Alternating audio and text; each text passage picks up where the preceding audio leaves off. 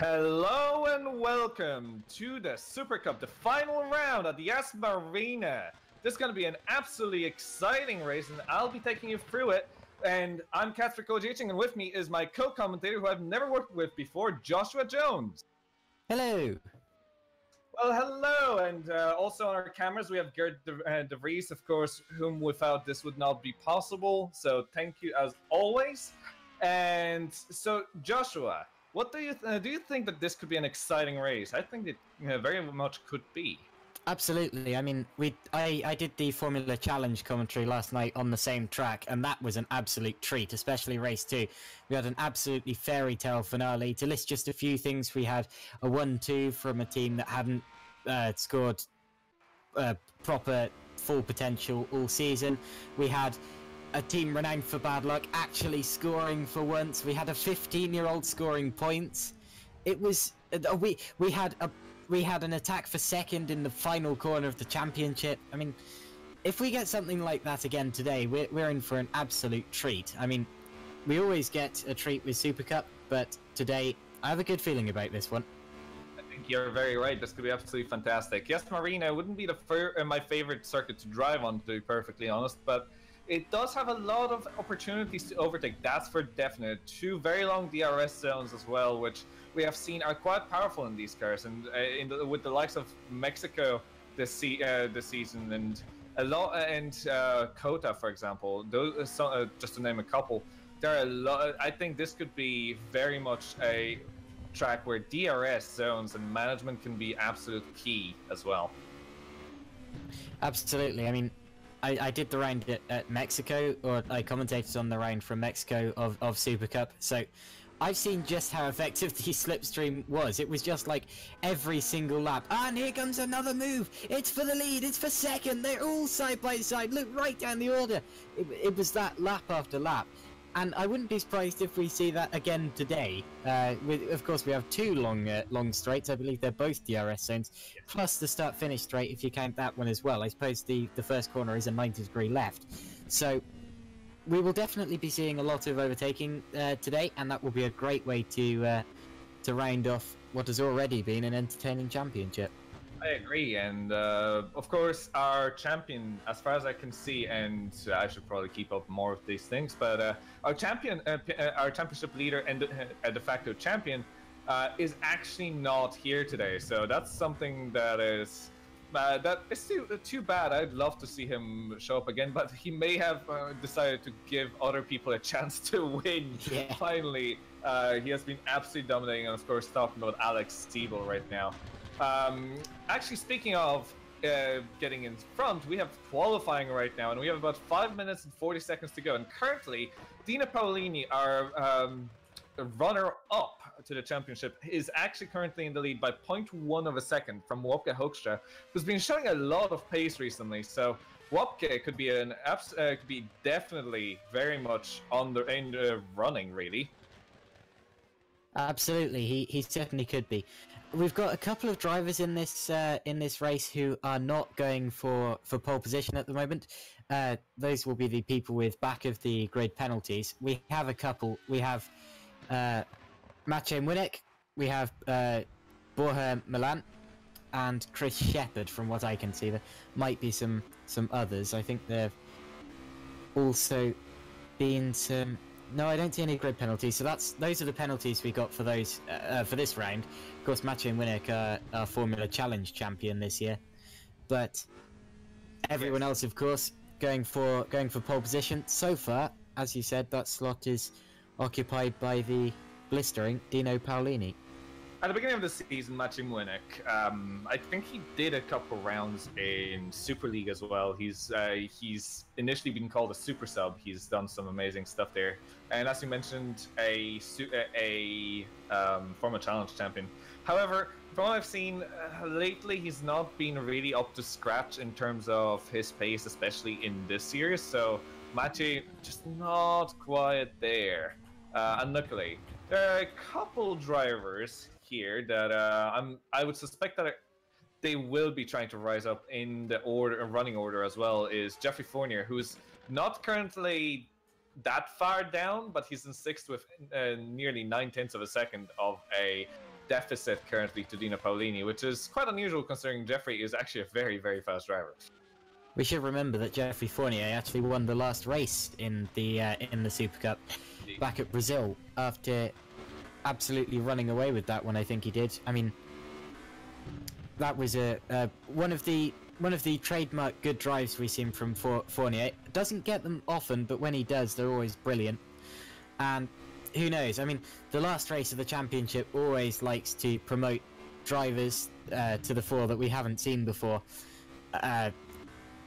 Challenging right up the front of the field, because it is the final race of the championship. Some people back off because they've already sealed their positions. Some people are pushed to do more to seal positions, and some just do it for complete bragging rights. So you always get a complete mix of results at the final round. We've seen that in all different sorts of categories, and I wouldn't be surprised if we got some sort of shock result today. So with Jeffrey, you're right. Definitely, we could get shock results, and especially considering we have a reverse grid starting order for the second race. There's always that bit of chaos that ensues in the second race, and that's one of the reasons why Jeffrey actually won their second race in Brazil. However, he was very fast there, and he did take the pole position, in fact, for the first race. So I'm actually kind of surprised he's so far back, considering the fastest driver of the first race, well, one of the fastest drivers is absent today. Well, won so much this year, he doesn't need to turn up for the last round, does Alex Siebel? I mean, as you said, giving other people a chance. Meanwhile, Dino Paolini has just set an all-time, or not an all-time best, but a purple best in this sector so far in Sector 2. His first sector wasn't quite there, but he's flying in the second. So, of course, he's already on provisional pole, but let's see where this lap puts him. He might well be about to raise the bar slightly higher. Of course, Paolini's already wrapped up second in this championship, despite not winning a race yet this year. And I suppose he'll want to change that in this final race of the season, proving that he can do outright pace as well as consistency. And let's see what his outright pace on this lap is. It's going to be a 146.287. That's going to put him 0.266 seconds ahead of Wopke Hoekstra. That's a very, very quick lap. That's very, very quick indeed. The first sector was only off by less than a tenth of a second, and then did the absolute best of anybody in the final sectors. Absolutely storming lap, and the only person at the moment I'm seeing that's pushing as hard is Geoffrey Fournier. In fact, he's just had an off. On it. Oh wow. That is very unlucky, because he was actually challenging for the very same times in the first and middle sector. So if he can make another lap and he can make those tires last, which these tires are fairly good at that, I think we can look at a fight for pole from Geoffrey Fournier still. So this is something very, very exciting that we may see as he starts his final timed lap. However, what I'm seeing as well from Dino Paolini is he is making another first sector that's even faster than his current fastest lap, and his middle sector unluckily dwindles by about a tenth of a second. So he still is on a very fast lap, but I don't think he's going to be quite able to improve on his best lap, especially that he's sliding a little bit around on the track. Actually, neither of his first two sectors have been quicker than his personal best, so this won't be his lap, and the checkered flag has come out now, so this will be the final chance that a lot of these drivers have got. Dennis Jordan just crossed the line. He has not gone quicker, so he's going to stay third. We did have an improvement from Tobias Polotzik, which put him up to 5th, and Menno Klont for 7th. Klont, of course, won here yesterday in the Formula Challenge. Matt Strand has just moved up to 14th, and that's all of the improvements I've seen recently. Who's still on a lap?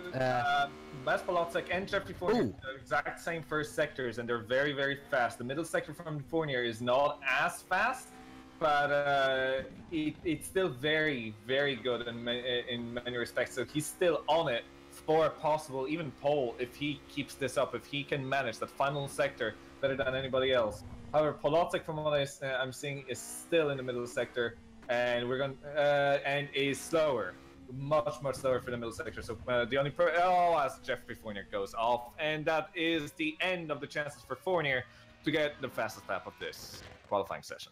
We did also just see a very fast lap from Tobias Polotzek, putting him back up into 5th position in this session so far. So, well, it won't just be so far because there's only a couple of people on the laps, and none of them, I believe, are going fastest or faster in the 2nd sector. So, in fact, I think this is just oh no, Polotzek himself is actually going for going across the. Oh, Dennis Jordan with a big wiggle there. Oh no, they were both just. Never mind. They just forgot to pit. It seems. Never mind about that. They were on fast laps, just not quite fast enough to improve on their times. So interesting enough, the drivers who will be starting on definitely on the harder tire are Borja Milan and Maciej Młynek, both drivers who of the same team. Both drivers are going to be starting from the back anyway, so I presume that's just tactics more than anything. However, it is Dino Paolini who's on pole by 2/10 of a second. That's quite a lead in terms of qualifying sessions as far as they go this season. Wopke Hoekstra also putting in a fantastic lap. So Wopke Hoekstra will be starting second. That could be very, very good. So I tell you what, the first two guys, of course, both racing for Measure Racing. So it's a 1-2 so far for that team, and they will be absolutely thrilled with that. Oh, absolutely. To be honest, I think that on this track, no matter really where you're going to start, as long as you start in basically the top 6, 7, 8 drive, I think you'll be fine. As long as you can prove to be faster than the driver in front of you, as long as you have the consistency, I think it is not going to be an issue if you're going to be starting a little bit further back, since I think that this is one of those tracks where it's not going to be that big of an issue to overtake if you are faster, of course. A lot of drivers claim that on tracks like this with a lot of slipstreaming, Monza as well, if you start third, it's actually better than starting first in a lot of series, because you can get the slipstream initially, and sometimes you can see people as far down as 5th leading by turn 4 or 5, and of course they all want to stick it on pole to, number 1, prove that they're fastest, and number 2, be put in the ideal position in the race, because if you are coming from behind, you do actually have to get past, and with defense, of course, the leaders can stay ahead and have done, but this is a track where you can overtake. That's what I'm trying to say. So we'll certainly see what they can do. Yeah, we'll see, and I do think that you have some level of being right there. I think the one difference between this and something like Monza is that, of course, you do have that straight being a lot shorter to the first corner, and the first corner is, of course, the one where it counts the most as to where the first attacks come. Although we have seen some quite critical overtakes into that first corner before in real life and in simulated racing. I remind you, I think it was Rosberg and Hamilton having a bit of a scrap in real Formula 1 there before into turn 1. So it is definitely an opportunity for everybody to overtake into turn 1 if they can just about get the speed for it. And if they can keep out of trouble as well. I mean, we saw a ferocious accident yesterday in the Formula Challenge with the driver getting tipped right the way over the fence. So, of course, it's all very well going for a dive and making up 5 positions into turn 1 if you can keep it without having an accident. So, we'll see. When you have a tight corner like turn 1 here, it does tend to lend itself to big sort outs. Yes, of course. When it's the tight corner, and we can see that everywhere, it tends to be fairly messy in many respects. However, from what I've seen, a lot of the starts in the series recently have been very, very clean. So I am very hopeful for everybody to keep it nice and safe, and we're hopefully going to get through it fine. Although, from what I've also seen in Brazil, the second race is usually where where everything goes wrong. So the first race is, I think, going to be quite clean, but the second race, well, all the bets are off, really. It's just to do with, in the first race, first of all, it's much longer. Second of all, that if you make a mistake in the first race, it will bite you in the second race as well, due to the gridding system for the second race. While in the second race, you have nothing to lose if you're further back. Absolutely, yes. Right, we're just in a 5-minute warm-up session with 3 minutes to go now. You've raced a bit, haven't you? What will the drivers be doing roughly in these warm-up sessions? I'll be honest. My personal favorite in terms of what I'd be doing in this at this moment would be a little bit of relaxation after a really exhausting qualifying session. These things really play on your mind. It's very difficult to be pushing for those millimeters. So a bit of a break, a little bit of just calming down, preparing for the race. Maybe for the last bit, I'd be coming out on my race setup if there's a setup change that I can do, or at the very least putting in the fuel. I would definitely be doing some race, start practicing some drills. That's the kind of stuff that I'd be doing in warm up and just preparing. And of course, if you need to. If your bodily functions need a bit of need a second, of course, that's also the time to do it. Yes, well, yeah, nicely put. I mean, luckily that is the case. That is one of those cases which, it's just the reality of being a race driver. You will be sitting there for an hour and an hour or so without being able to move. You can't just go off. So you have to be prepared for any situation. So that's just something. But to be honest, no. Mostly, it is very important to relax. It is most important to be ready for the race because it is going to be stressful. It's always stressful when you're racing, and because you only have one chance at it, and that's why preparing in some way is for that race start itself is to me very, very important. Absolutely, not just a video game, eh? Yeah. You'd like to think so, but it doesn't get any easier after 8 years or more. Absolutely. Anyway, just seeing a few lap times coming in now. Of course, they're not essential. They won't affect the actual grid order at all. It's like a practice session after qualifying, which we've seen in a few real series, but the times being set now don't have an effect on the grid order. As Kacper said, it'll just be to do with getting the ideal setup for the race and having a bit of a last-minute practice, really. Of course, these cars are locked down on the setup. They do have park firm, but one thing that they can change is the fuel loadout, of course, and which they do have to do for the race. And just getting used to, I presume you can also change the tire pressures. I haven't actually raced these cars, so I couldn't actually tell you exactly which setting, what is open and what's not, but those are the general usuals for park firm. However, I do think that it's so exciting, and everybody always waits for those lights to go out, and it's just one of the most thrilling moments in every time. You just can't get enough of it. I guess is the way I'd put it. I'll tell you what, though, on my first GPVWC race, I didn't wait for the lights. I jumped the start. So that's not what you want to be doing. That is being over-eager, Josh. That is being over-eager. Sometimes the excitement just gets to you, as you say. I mean, very, very exciting thing it is, sitting on the grid and seeing those lights come on, and you just want to get going. I will ask you this question now, since we are just about to grid up. Who do you think is going to win the first race? Wopke Hoekstra. Wopke Hoekstra. That is an interesting choice. However, I can definitely get behind that. Wopke has been showing some amazing pace. However, Dino has been really an odd animal this season. He's been very fast, but never quite fast enough. The reason I said... Oh, sorry.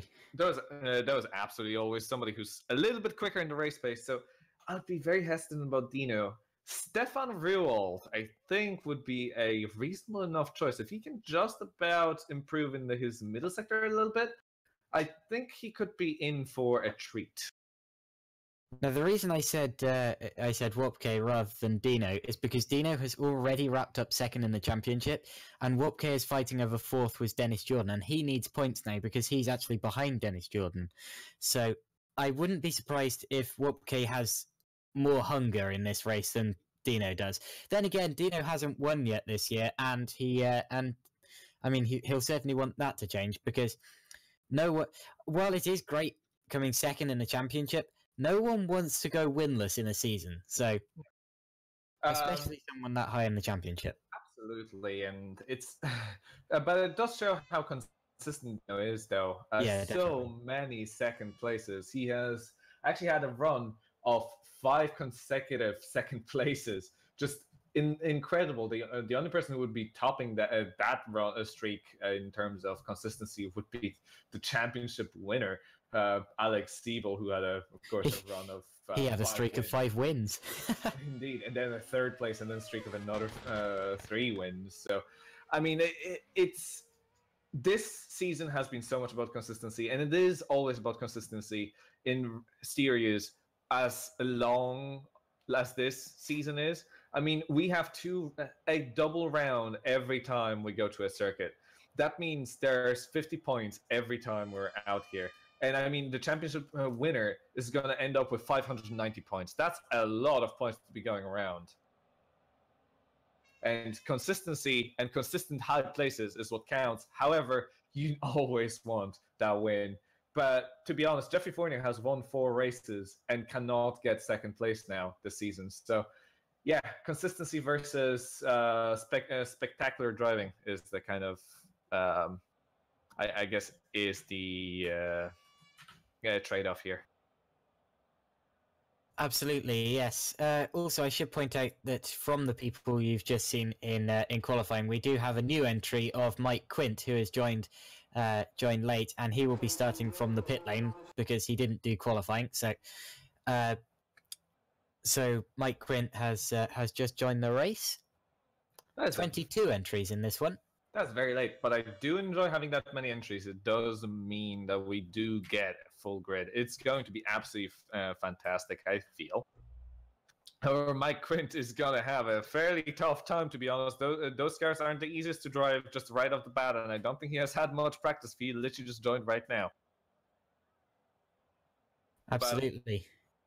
But I do think that this is going to be exciting. I do think that the race start is going to be absolutely incredible. However, we're going to have to really watch out, and I'm hoping you can help me follow, since there are usually 2 or 3 battles at a time at any point on this circuit in this series. So if you could help me out right here, I think this will be great. I'll do my best, but as I've said before, I just don't know where to look either in the GPVWC, whatever series it is. You really just don't know where to look. So these drivers are some of the most incredible drivers. As we go off onto the formation lap, and from pole position, starting Dino Paolini, our runner-up to the title this season, just starting off his final round in a great way while Siebel is absent. Wopke Hoekstra, his teammate, a lockout from Zurich in the top in the first line. Fantastic stuff from both of the drivers, and Wopke Hoekstra seems like a very strong pick for the race win today as well. Dennis Jordan in 3rd, also very good placing, currently 4th in the championship, and is going to be attempting to get at the feet of Jeffrey Fournier. Stefan Rold in 4th place, 5th for Tobias Polocek, and 6th for Antonio Hralianovic, who's not actually starting. He's going to be starting from the pits, or there's something that's going to happen, but Antonio Hralianovic is not going to be starting from the grid. Jeffrey Fournier starting 7th, effectively 6th, with 8th for Menaclont, 9th for Jason Muscat, 10th for Rob Mason. We have 11th for Matt Richards, 12th for Johan Lindberg, 13th for Morten Wernersen, 14th for Matt Strand, 15th for Mark Fuller, 16th, very disappointing in fact, for Dowie Tapper, Eduard Batalla in 17th, Borja Milan starting from the pits, very interesting choice from the driver who had the back of the grid penalty anyway. Maciej Winnick starting in 19th, 20th for Chris Shepard, and finally closing will be Gerard Batalla. And Mike Fint indeed actually left and joined again and is pending an open session, so he will not, in fact, be racing. Okay, right. Also, good evening to everyone in the YouTube chat. I see we've got quite a few people actually. Michael Maciejewski. I hope I Maciejewski. I hope I pronounced that right. It says, what's the difference between Super Cup and Super League? Well, Super Cup, of course, is it's effectively like a junior category of Super League. So there are slightly slower cars with less aero and less power. These are based on World Series by Renault cars, and the Super Leagues are the top series. So they have a lot more mechanical grip, a lot more aerodynamic grip, a lot more power, and theoretically more skilled drivers as well. But I'd say they definitely do have a lot of skill in Super League, and there's a lot of differences also in terms of management. However, I don't think we can get into it right this moment, considering we're just about to start. But I will go into some details a bit later for you, and this will be great. Also, Mike Fint disconnected before the race, so that's what happened and why he's not, in fact, starting even after this late attempt at doing so. As the lights light up, and we have 3, 4, and 5, and here we go. Great start for Hoekstra.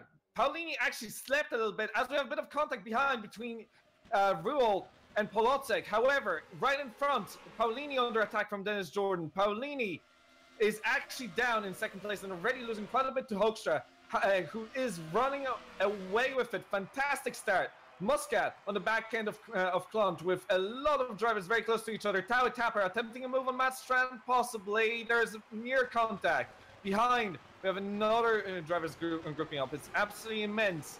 However, up in the front, Jeffrey Fournier and Menno Klunt side by side out of the hairpin going onto the main straight. And it seems like Jeffrey Fournier is in 6th place as they started. And we now have a bit of a line going. And I think there's going to be an attack of Klunt on Fournier into the braking zone. Not quite. However, behind them, Rob Mason, no. So I don't think it's going to quite happen before the DRS is going to go live. However, right now, we have a little bit of action in the back with some drivers going side by side, like Maciej Winnick in currently 17th, and Eduardo Batalla and Gerrit Batalla all going side by side, doing a little bit of movement. I tell you what, there was slight contact at the start from Edward Batalla and Chris Shepherd, and I thought it was going to end absolutely disastrously as they fought over the last points position in 15th. Luckily, that wasn't the case. It was a very, very clean start, in fact. We haven't had a single accident yet, and I don't want to jinx it, but that's been the case so far. Great start from Wopke Hoekstra, getting ahead of Dino Paolini like I expected that he might. We've seen Hoekstra has been a very good starter this year so far. And then it's Jordan and Kolodziejczyk following them. Those two teammates, of course, for Evolution Motorsport, and behind them Fournier, Ruhr, Klont, Muscat, Mason, and Lindbergh. Those are the top 10, and I believe that everyone is going to get through the first lap cleanly. That's very good to see. Also, as you were talking, also Jeffrey Fournier actually got to overtake Stefan Ruhl, but that was at the very end of as I called it, at the very end of the maneuver. So Jeffrey Fournier is up to 5th place, now starting 7th. However, that did come up to 6th place with somebody starting from the pits. It was Radjanovic, of course. So Radjanovic is currently racing. Everybody is racing, and the drivers who did not make it out of onto the grid did start from the pits, as Eduardo Batalla and Borja Milan were in the pits, already changing for the soft tires, as quite expected, considering these tires shouldn't be driven for more than a lap in terms of hard tires, which makes me wonder even more why Maciej Winnick is on the hard tire still and not in the pits yet.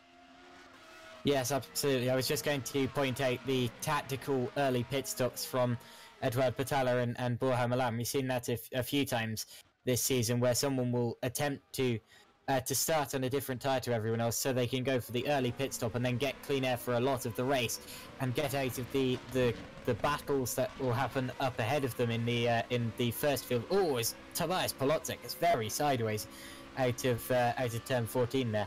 I was about to mention it. It seems like Tobias Kolodziejczyk and Jeffrey Fournier are definitely fighting for neck and basically trying to get that place. Jeffrey Fournier is from Kolodziejczyk. He is definitely very fast as Kolodziejczyk clatters the wall a little bit. Thankfully, a little bit of contact like that shouldn't damage the car. However, Kolodziejczyk, as Fournier goes very wild on the curve. Kolodziejczyk seems to be driving the car a little bit too hard, going a little bit wide, as behind I'm seeing a bit of a battle between Klunt and Ruhl. Indeed, Vries just sold him the dummy and gone to the inside, but that was just a speculative look, really. A kind of, as Klont gets very wiggly on the curb. It was just a kind of, can I go here? Not yet. So, Vries just kind of assessing the move rather than actually going for it, but he might get the slingshot down into the chicane here. Again, he's not going to be close enough this time around. We got, several cars off in the back. Who's that moving slowly? Kacper. And I believe that Shepard and Strand had to go off to avoid him as well. So I believe that Kacper has just had some sort of spin. Didn't see it happen live, but some sort of sort out has just happened further back. Meanwhile, Maciej Winnick has been for a pit stop. He will be on the softer tyre now, presumably. Yes, indeed, he is. That makes a lot of sense, and he probably should have done that a lap earlier. These hard tires are pretty much useless, as we have found out throughout the season, as we have a bit of a battle between Kolodziejczyk and Fournier again. Fournier going to the inside, Kolodziejczyk blocking his nose. Fournier going to the outside, trying a move, possibly trying to break lane, but he can't quite do it. Is he going to be able to get Kolodziejczyk to overshoot the corner? Not quite. Fournier not able to get the traction, not able to keep behind Kolodziejczyk, who is using Dennis Jordan, his own teammate, to the advantage of getting a little bit of that top speed on the straights. However, Fournier is definitely ferociously attacking. Fournier definitely has that race win on his sides, because this is not very far away. Dino Paolini is only half a second away from Wopke Hoekstra, and only about a second in front of Dennis Jordan, who's not very far in front of Kolodziejczyk. This could change as Dennis Jordan makes a mistake. That was a big one. I tell you what, he went so far off the road, he almost had to pay to get back in again. That was quite dramatic. Meanwhile, Stefan Ruhr and Menno Klont just went side by side in Sector 2, and it was Ruhr that came out of that ahead. So, Stefan Ruhr 6th, Menno Klont 7th, and Klont actually ran a bit wide there as well. It'll be interesting to see who gets in the slipstream this time down the back straight, because the leaders, while they haven't really been attacking, have definitely, or are definitely closer than they were last lap. So, and of course it's the battle for third we're all looking at, because that's where Jordan, Kolodziejczyk and Fournier are, and they are still as close as they ever have been in this race, which is head to tail. I see a little bit of a comment as well from Jeremy Bouteloup, or I presume I butchered that name. However, that if a team is being sponsored by VRS, the Virtual Racing School, and yes, indeed it is. Tobias Kolodziejczyk is indeed driving for it, and I should know these teams by now. But Evolution Motorsport is being sponsored by VRS. The logos are very proudly displayed on the engine cover, as in fact Kolodziejczyk is heavily defending from Fournier. And in front of Kolodziejczyk is his teammate Dennis Jordan. So yes, the team being sponsored by VRS currently in 3rd and 4th place. I tell you what, the leaders came down to less than half a second in the last split with the tow. I don't know what the team orders are like in that team. I haven't heard of anything from that particular one, but again I'm not sure. Were you going to say something? To be honest, I find that in this level series, team orders are not as big of a deal in terms of it happening very often. It's a far more of a thing at the top level, of course, Super League. And again, we may talk exactly about the difference between Super League and Supercup, because this is very interesting. And a lot of the drivers here will probably be looking at hopefully getting a drive for next season in Super League, especially I'd say our championship winner will be looking at something like that, considering he has been absolutely amazing this season. However, yes, it's there's quite a bit of differences in that sense, and here it's mostly row racing, and as far as I can see, unless there's championship battle going on, we're gonna see pure racing between teammates. And absolutely, we've seen Paolini getting underneath the gearbox a lot more than he did before. But look for the battle for third, as Kolodziejczyk actually had a look out of the slipstream of his own teammate there. It's attack or be attacked from Kolodziejczyk now, because Jordan is obviously setting these slower lap times, and Kolodziejczyk wants to get past him quickly to avoid getting back straight into Jeffrey Fournier. But the team will probably want Kolodziejczyk to stay there to try to hold off Fournier for longer. If he can keep Fournier behind, then both of the cars will be ahead, and I have no doubt that Fournier would set about going or trying to get past Dennis Jordan if he was to get past Tobias Kolodziejczyk, or if Kolodziejczyk was to get past Jordan. But anyway, the lead is just closed up again. Oh, big slide from Dino Paolini. That might have just been the loss of momentum that cost him a run on the next straight. But still plenty of opportunities to go. We're only 4 laps into the 32-lap race. It's a very, very long race, and of course it is the feature race. There's a mandatory pit stop with a mandatory change of tires. Usually drivers do 2 pit stops in the feature race, 1 to change for another set of soft tires, and 1 to change for a lap, usually the final lap, for the set of the hard component of tires. It's very strategic, and I think the first time I've seen it employed was at Silverstone. However, it could have been employed a bit earlier. It's a general interesting strategy, and it's mostly because of how slow the hard tires in fact are. But indeed, this is a very long race, and we're going to see pit stops around 50% done. So they still have quite a while to go for that as well. Gerard Battalla, meanwhile, is somehow going around with a floating front wing. He appears to be missing his nose, but he still has a front wing, which is a bit weird. I don't think I've ever seen the ghost front wing before, but we're seeing that now.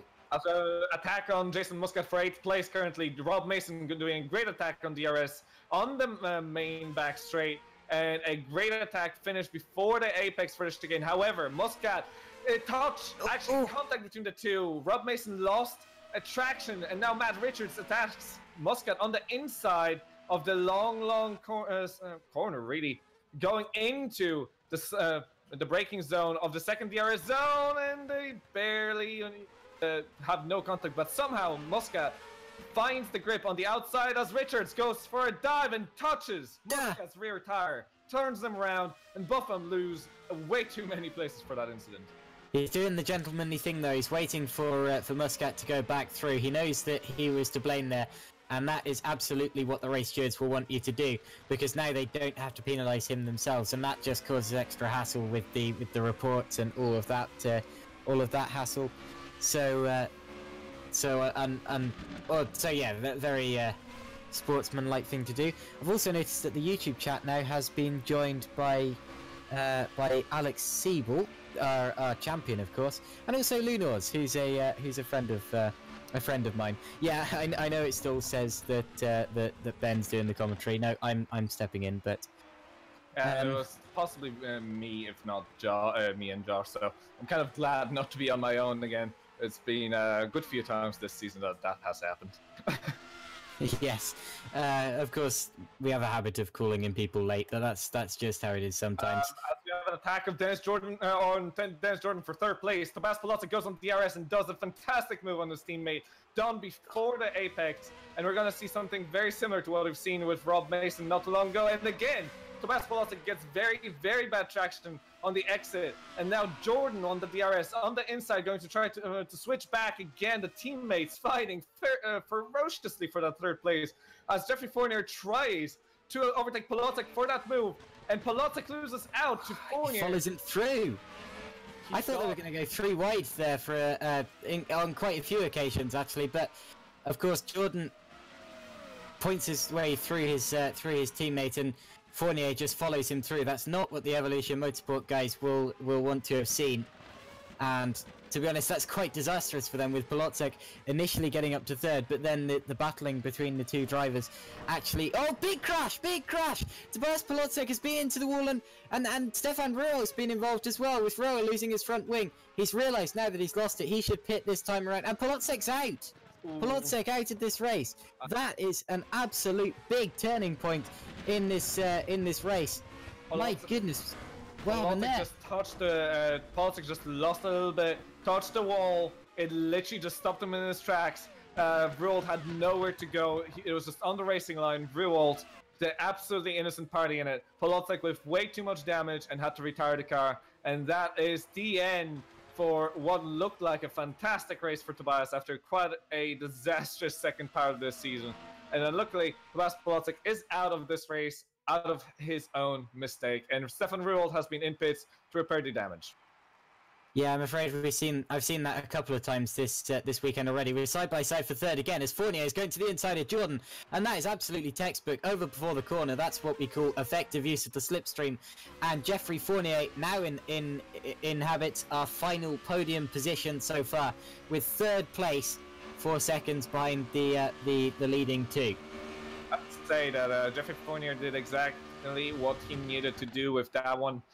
He did the same thing as Kolodziejczyk did, however, he did not make the same mistake as Kolodziejczyk did with losing traction on the exit onto the second DRS straight, since that was what lost Kolodziejczyk that place. And in the end, I feel like that has raised his anger a little bit, and unluckily that came out, and one small mistake costed him the entire race, and Stefan Ruhl will as well.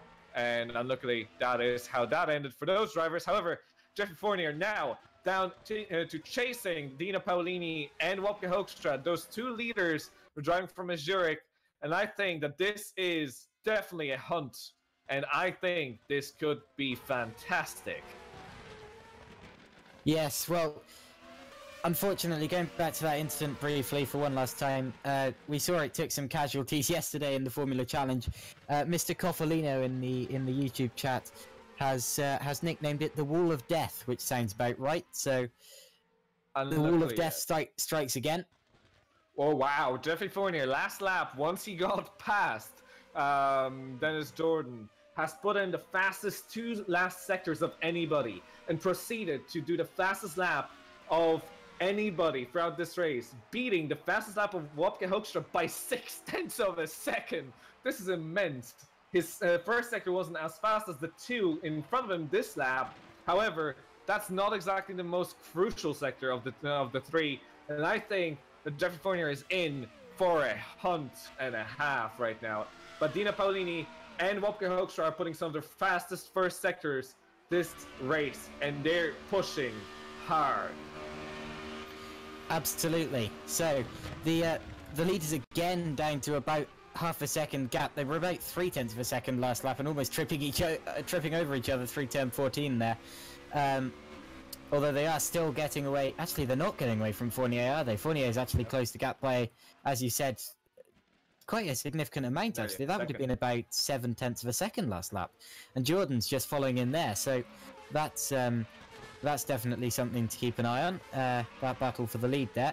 We've got a good chain for the final points paying positions as well in 12th, 13th, 14th, not quite 15th as well with the absolute final points position, but 12th, 13th and 14th definitely getting close, with Lindbergh going defensive from Wernersen. Or Wernersen, is it? Wernersen. And actually a great lap from Dino Paolini. His best lap so far, still not as fast as Geoffrey Fournier, who's absolutely demolishing the Mazurek drivers in the final sector by half a second. This is immense stuff, and I think those cars are set up in a completely different fashion.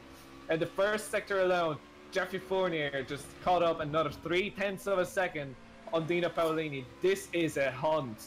3 seconds to go, and I think that it's going to take only a few laps before we see those 3 all together fighting for that win. He's on a right charge, isn't he? I mean, definitely keep an eye on the on Geoffrey Fournier there in third place. The leaders, of course, will certainly be looking in their mirrors now, because they, while we are just 30% of the race in, roughly 9 laps out of 32, then of course there's still time for it to change, and it has changed up front. Dino Paolini uses the slipstream to dart to the inside of Wopke Hoekstra, and we have a new race leader. So, Dino Paolini now leads this race, the pole sitter, and is this an attempt from the team? This was a clear attempt. This was a clear team order. So Dino Paolini, Wopke Hoekstra was not attempting to slow Dino down, because he just knows that Dino is faster, and they do both know that Geoffrey Fournier is only 2.6 seconds behind the leader currently. And Dino Paolini, as soon as he got let go, has put in the fastest middle sector of anybody. And I think that it will be an incredible attempt at running away. But Geoffrey Fournier, no matter what, is still putting in faster lap time this time around than Dino Paolini or Wopke Hoekstra. However, Dino Paolini now is going to be trying to run away And I think that this is a good change in terms of team orders, because Wopke was slower. And to be honest, Jeffrey Fournier is on an absolute charge, and Majoric just wants to do whatever they can to secure that win. He took about a second out of them in that lap, didn't he? My goodness. Now, the next question, of course, is: do the Majoric Racing guys think that Wopke Hoekstra can hold off Jeffrey Fournier if he does catch them? And I'd say it's less of an if now and more of a when. So, what will Hoekstra do? And what will Fournier be able to do anyway? Because it's one thing catching someone and another thing passing them. And you can pass at this track, but there's a difference between can and will.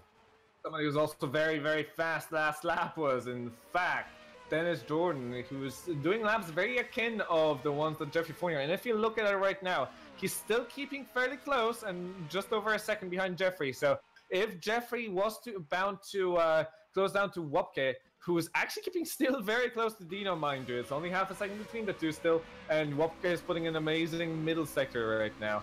I think that it could be a four-way scrap for the win, in fact. However, it looks like the two Majoric drivers are actually fairly even, and it seems like the differences we see are mostly to do with the DRS usage and how close they are to their teammates. And I think that they're definitely helping each other by being close together.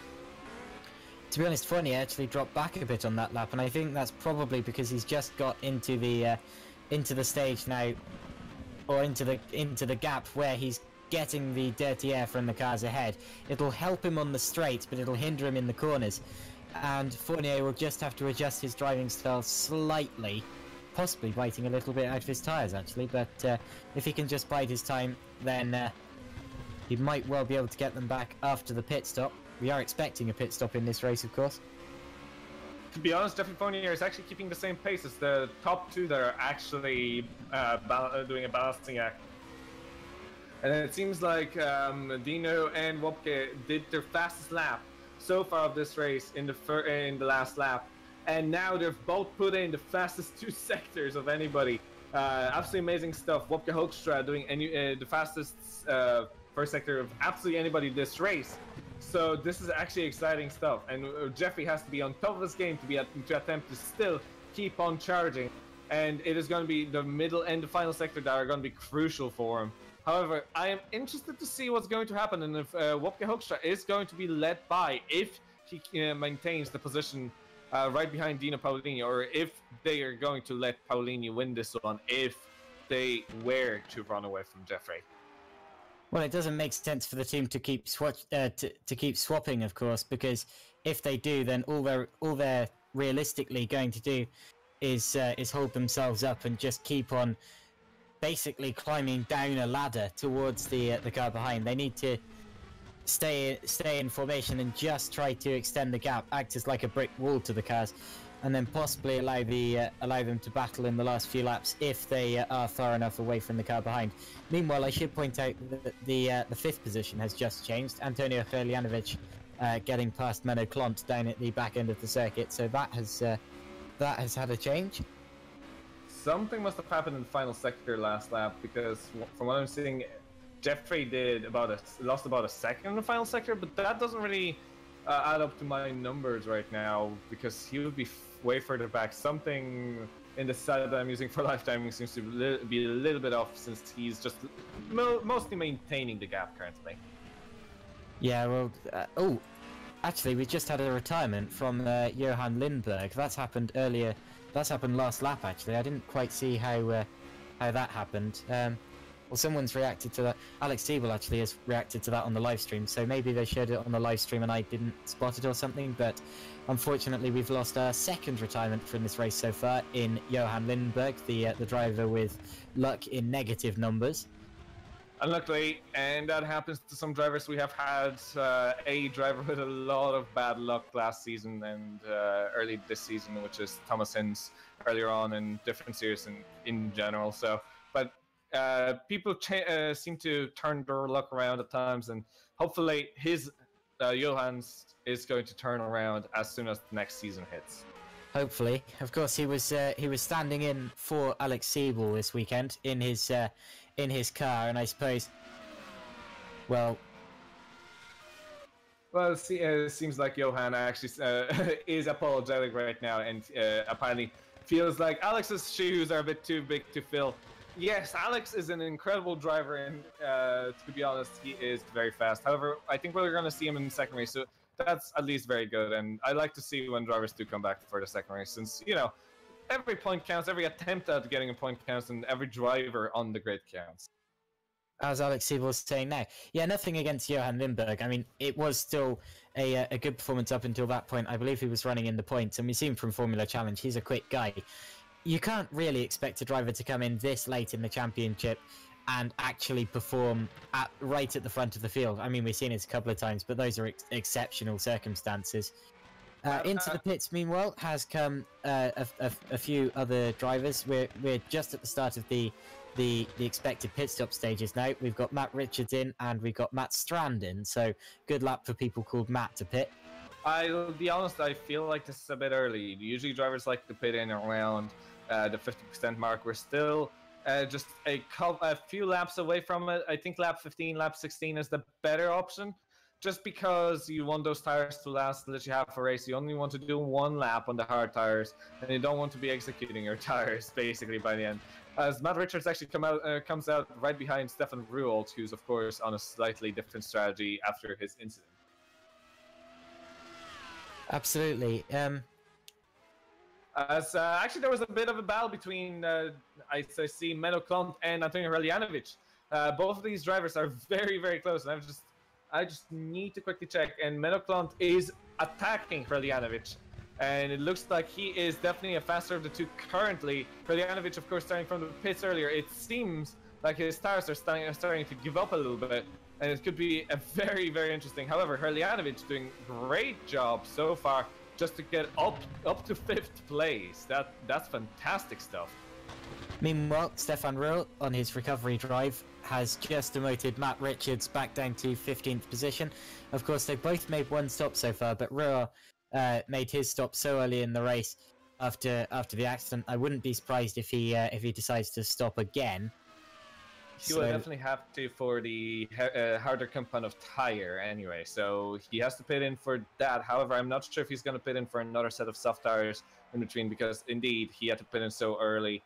Meanwhile, side by side for the lead, we've got the two.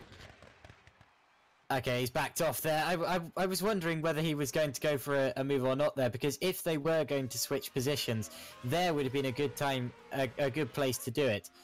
For the two leaders, because neither of them would have lost time from that, with one driver getting ahead before the braking zone. But Hoekstra just backed out of that one. Meanwhile, we did just have another. Douwe Tapper and Morten Wernersen were in pits, and Douwe Tapper, I was observing him as he was exiting the pits, in fact, and he nearly crashed about 3 times on the way out, barely controlling the car on these cold set of tires. I don't think these cars have necessarily tire warmers, which makes them a little tricky to come out on. But it was a very interesting and a little odd of an exit. A little too eager, maybe, is the right wording for that. Vries in the YouTube chat types, Menno Klont has already raced for longer than in WCS last week. Yes, he had a very disappointing race, or 2 races in WCS last week. He then goes on to say, probably knew there was no commentator spot available. He's referring to the way that after both retirements, Menno then came and joined me in the commentary box. So lovely. We also have Lewis McGlade, who after watching these cars, he's missing racing them. Yeah, you always get that bit of a feeling, don't you? When you used to do something so much, and you maybe even hated it, but then you kind of see it and really, really reminisce about how you want to do it again. Yeah, well, I think we all get that. Yes, we all do. To be honest, every time I do commentary on any series, and when I, especially on GPV, I really kind of am half wishing I was there to just be inside the cockpit. But then I remember, oh wait, I'm a bit too slow for that, or oh wait, I'm not quite up to driving an Rfactor 2 recently. So that's my excuse. Yes, absolutely. Also into the pits that time round came someone else who I've forgotten the name of. Was it Morten Venison that came in that time? Right? No, because he's just past the pits. Would have been.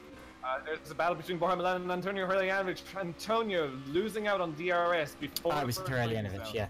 Hrljanovic is seemingly dropping back very quickly now. I think it's his tires are starting to give out. I think he's not taking care of them as well as some other drivers.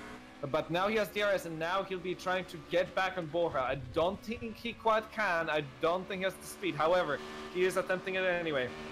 Going to the inside, going for a very late braking, and he can do it. Spins, and he gets a bit of a tap from Borja. However, that was very much a self-induced spin, in my opinion. Into the pits now comes Geoffrey Fournier from 3rd place in the race. This is a vital one. He's coming the earliest of the top 3, trying to undercut them, and of course it's now all down to what the others can do in their outlap and what he can do, or in their in-lap rather, and what he can do on his outlap. Chris Shepherd also pitting from 6th. Also with Antonio Hrljanovic, he wasn't dropping down the order. I think he's just come out of the pits actually, so that was just cold tyres really, putting him behind Winnick as... Oh, big crash, Jason Muscat's out. Oh dear, Jason Muscat looks as if he's been into the wall of death. Certainly in the right part of the track, so that may have claimed another. That has claimed another victim. I've just checked the replay, and he has clattered the wall with quite a bit of impact. That was completely on his own, and now he's still trying to get back into the pits, but I don't think he quite can with 3 wheels. He's still trying, I'll give him that, but this is going to be tough for him to get that fixed. Can they replace a wheel? I'm not entirely sure. Sometimes I've seen it happen in some mods, but I've never really paid attention to it in Supercup. I mean, he can try. It's worth a shot, I guess. Yeah, if you just want to keep racing, but I've never seen... I mean, Michael Schumacher Spa 98 comes to mind, driving down the pit lane on 3 wheels, but that was just so that he was close enough to the McLaren garage to storm straight into it and tell off the person, very strongly tell off the person he claimed had just taken him out of the race. As we have a bit of a battle for 7th place. Chris Shepherd matching Winnick with DRS. Absolutely monstrous closing speed. Very similar move to what we've seen right a few seconds before, and again contact between Winnick and Hrljanovic and Shepherd. Winnick being a bit of a bully right here and losing out for it. That was absolute bumper cars. I think all 3 cars made contact with each other in that one. As into the pits now comes Dino Paolini. He's just had a quick pit stop, as well as has Dennis Jordan. So 2 quick guys in the pits now. Look who I've just seen going out of the pits. It's Jason Muscat. So you can replace a wheel. That's quite incredible. I mean, he's got a ghost front wing, just like Gerard Battalla has, but still, out of the pits he comes. That's amazing, really. Borja Milan also pitting now. Borja Milan pitting. I'd say Wopke Hoekstra is about to pit in this lap, and to be honest, Geoffrey Fournier I think did the right thing. You usually want to pit in at 50% mark. He did. The other drivers waited for another lap. It really doesn't matter with these tires. They usually last fairly well for half a race. It depends on the track. I tell you what, though, Paolini and Fournier have now got a car between them on the track. That's Menno Clont, who hasn't stopped yet. So that might well extend their gap a bit. I mean, we've seen that sometimes, a car between 2 other cars as just being like... Menno Clont is going to be pitting in this lap from what I can see. I just quickly checked for his pit light indicator. Wopke Hoekstra is going to be pitting in this lap as well, so yeah, as I thought it is. Yeah, not surprising at all. I mean, you can't really go that long on these tyres without suddenly starting to lose out. Watch Hoekstra, into the pits comes our leader. So let's see where he'll come out in relation to his teammate Dino Paolini and his main rival from other teams, Geoffrey Fournier. Interestingly enough, actually, Dino Paolini lost out on those pit stops. As I said, Geoffrey, I think, did a lot better in terms of timing his pits perfectly, because now, well, I see the gap is only just under 2 seconds. However, Menno Clont is not pitting in. That's actually surprising. I thought he'd be pitting in this lap, and I've seen that little indicator, but that could have been wrong. I mean, it has been wrong before in Rfactor 2, one of those little bugs that happened. This is close for the lead, and it is Dino Paolini who gets it. So Paolini leads as he did before the pit stage from Hoekstra. Now Clont going for the very long stint.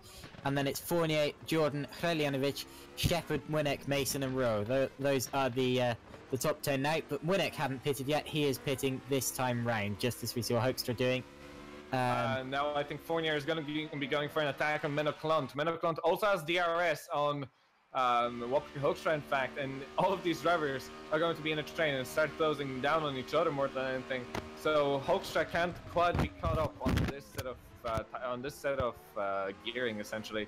And but now Fournier right on the back end of Menno Klont. Now I don't think he even needs the DRS to start getting an overlap as the DRS gets activated. Fournier about half a meter away from Klont. He's going to go for a dive, late dive, very similar to what we've seen a couple times already. These seem to be very, very risky. However, Fournier is through, and now he has the top 2 in sight. I think this is going to be the battle for the lead, and now Jeffrey is not going to be giving up. He will be battling for that lead, and they're all within a second of each other. You have to wonder how close he'd be to Menno Klont how close he'd be to Wopke Hoekstra rather, if Menno Klont hadn't been between them there, because it was essential that he got past him quickly. Klont, of course, not in the same race as these guys effectively. He's still yet to pit, and he's pitting right now, in fact. So these three are indeed the main battle for the lead, and the gap has really come down from what it was before the pit stage. It's come down by about a second, and Fournier will certainly attack very, very shortly if he can keep it on the rear of the car ahead. He definitely will, and we're really gonna see the next lap. That's gonna be crucial, since I think he lost a little bit of time. If he can just about keep within the DRS zone, which he's just off of, can he get close enough? I don't think he quite can. He's literally just over a second by 36 thousandths of a second, so he's not gonna have DRS available to him this lap. So, or at least on this straight. So he is going to be at a disadvantage from Hoekstra, which means that he's going to have to pull something amazing out of the bag to be able to get on the back of Hoekstra to get that DRS, and he will have to start pushing like absolute madman. Absolutely he will. And of course the leaders gap is still down. I'm not really expecting an attack from the two of them anytime soon, because as we've seen, Paolini won pretty easily in the first place, so I'm not really expecting an attack from Hoekstra, but still he'll have the slipstream from Paolini's car, which will make it harder for Fournier to catch up, because they'll both have the slipstream. So that will well, it'll either provide a double slipstream, which we've seen sometimes, or it'll make Hoekstra's car a bit less assailable.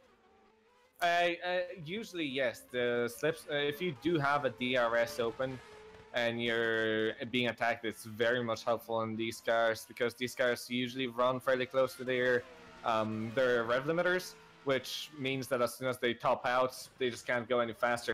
As Dino Paolini puts in the fastest lap of the race, it is 2/10 quicker than Jeffrey Fournier, who's 0.02 of a second slower than Wopke Hoekstra as well. So the gap is being maintained. However, that gap is just under a second. There was battling for the last two places in the points there. Morten Venison had a go at Macho Winnick, but Winnick is still in 14th position for now. Winnick, of course, had a very disappointing time yesterday with a big accident in race one that put him right down the order. As there's a big battle with Menno Klont being attacked by Antonio Hreljanovic. Menno Klont on the harder compound tire going to the end apparently, and Hreljanovic goes on the outside, overtakes, just barely avoids the contact from Klont, and now Hreljanovic is trying to get a bit of a buffer in the name of Klont between himself and Shepard, who's now going to attack Menno Klont, and Menno Klont is going to get the DRS on Hreljanovic, I think. Yes, he is. And now it's going to be fairly difficult to overtake by Shepard. However, the slower compound of tires is so slow that Shepard can just go straight through. And now it is back to the battle for 5th place between Shepard and Hreljanovic. I should also apologise by my dog, which I have no doubt you can hear in the background. I did tell someone to sort him out, but never mind. Into turn 14, or turn 11 rather, Chris Shepard and Menno Klont went side by side briefly, or not really side by side, but they had a slight overlap. Shepard's going to keep 6th for now. Fournier is, by the way, keeping very close in the pace-wise. Let's see what their laps were like. This time they were Fournier putting in the fastest lap of the race by closing in on the leader by 0.7 of a second, closing in on the driver in front of him by 0.3 of a second.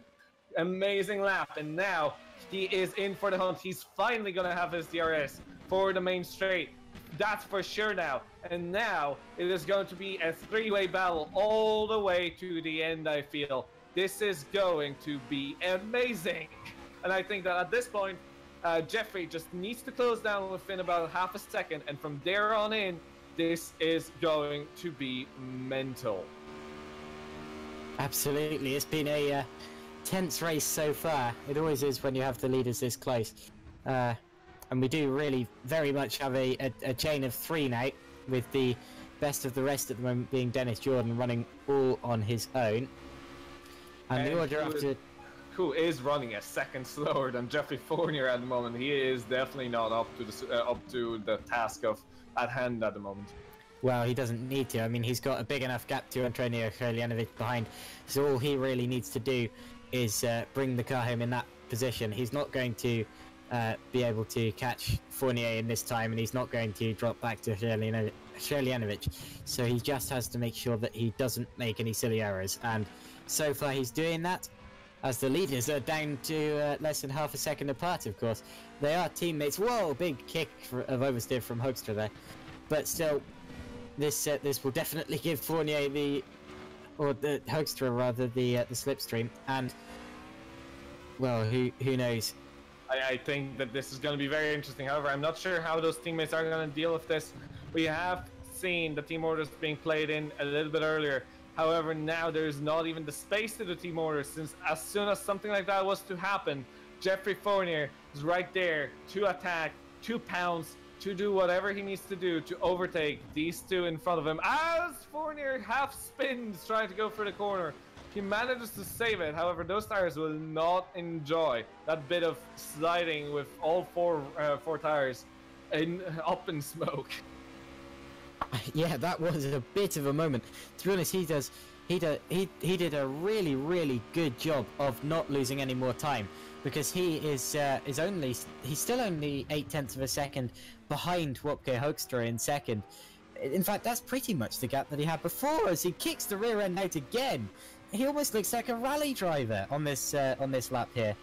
Has to be careful not to bite too much out of his tires, but that's gonna bite those tires hard, and it's gonna be more and more difficult to keep those in check if he's gonna be pushing as hard as he is. But you can just about see how Fournier is pushing the car to the limit. He cannot push it any harder than he is, and I think that is something that everybody would like to see when we see racing. Just drivers going to the very edge of traction, the very edge of everything, and that's what I meant about Fournier being spectacular in terms of the way he drives. He isn't second in the championship, but he has won 4 races, being the exact opposite of what Paolini did this season. And to be honest, that is exactly why Fournier is just, when he's on it, he's absolutely on it. Absolutely, of course.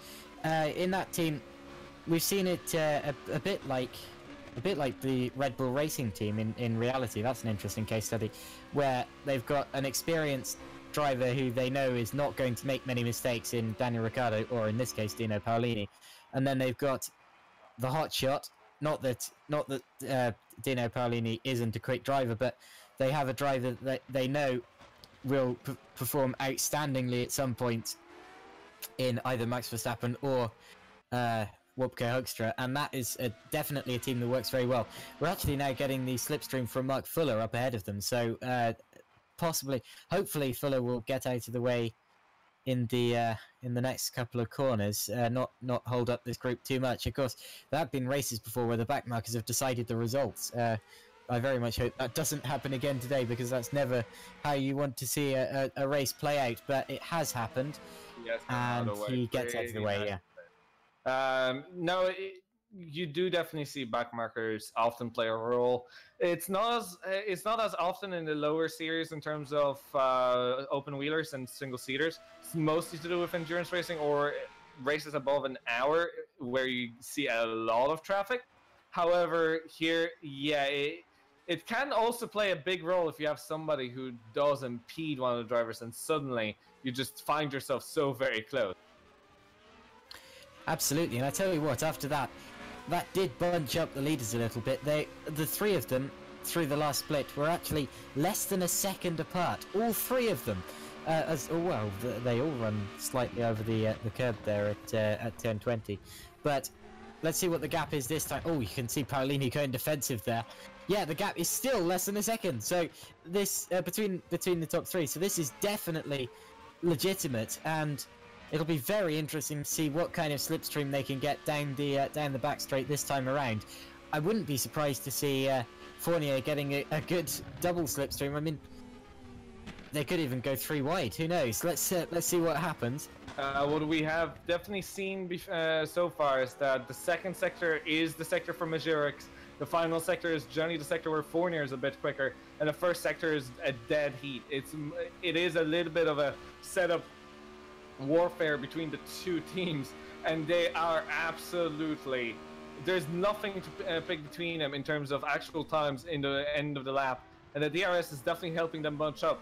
However, Wopke Hoekstra is using it perfectly to not attack Paolini, however, get close enough so that Fournier cannot quite get close and cannot attack himself.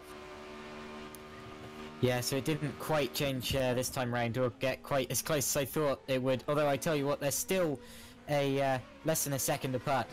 It is interesting that Fournier is quicker in the last sector. That was a good observation.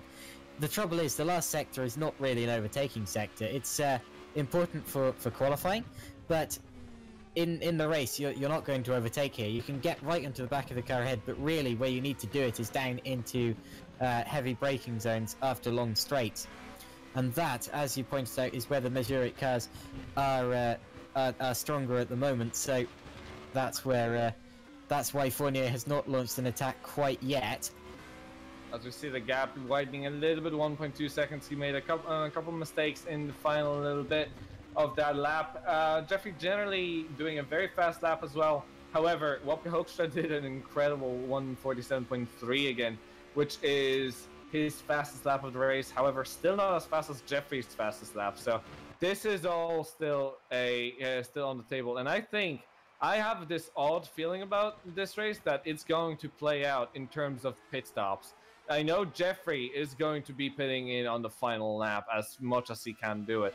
However, I have a feeling like because the Majorics are so close to each other, this is a double-edged sword, and one of them is going to have to do 2 entire laps on the hard soft compound of tires. So personally, I think that Fournier is going to get by at least one of those drivers purely on the strategy. And I think that that's going to be Wopke Hoekstra or whoever is at that point second in that running order. Quite a few people in the YouTube chat are talking about possibly a double stack from the Majoric guys. They'll have to bring in one driver on one lap and another on another. But of course that can slightly throw off the strategy for one of them. So it's a good call that that Fournier might well get past one of these if we are expecting more stops from these guys. It is not legal according to the rules to double stack side by side. It is legal to, and you cannot be serviced at the same time. You can stack up one behind another. Also, somebody hit that wall again. Gerard Batalla hit the wall of death and seemingly has lost a couple bits on his car, which made him retire from this race. However, yes, you can double stack, but you will lose even more time than just doing one lap on the hard, one more lap on the hard component of tires. So I have a feeling we're going to see 2 drivers on 2 separate laps. And in that sense, Majoric luckily has pulled the short straw, and only I think personally it's going to be one of their drivers in the win, and then one of their drivers in third place with Fournier coming in second if nothing changes. Well, it really does depend on what they can do now and what Fournier can do as well. If, of course, if Fournier does make a mistake trying to get past them now. Oh, it's Chris Shepard's out. Chris Shepard's had an accident at the wall of death, so another victim has been claimed, and that was a big car in the order here. So Chris Shepard, unfortunately, the latest casualty, as the leaders bunch up down into turn 8. But no moves happening yet in this train. It is going to be a very interesting finish. Finish now. It's not quite as predictable as one's going to finish first and one's going to finish third, and that's going to be Paolini and Hoekstra in that order, because you never know what teams decide to do in terms of strategy until they do it. I mean, we've seen some strokes of genius in the past.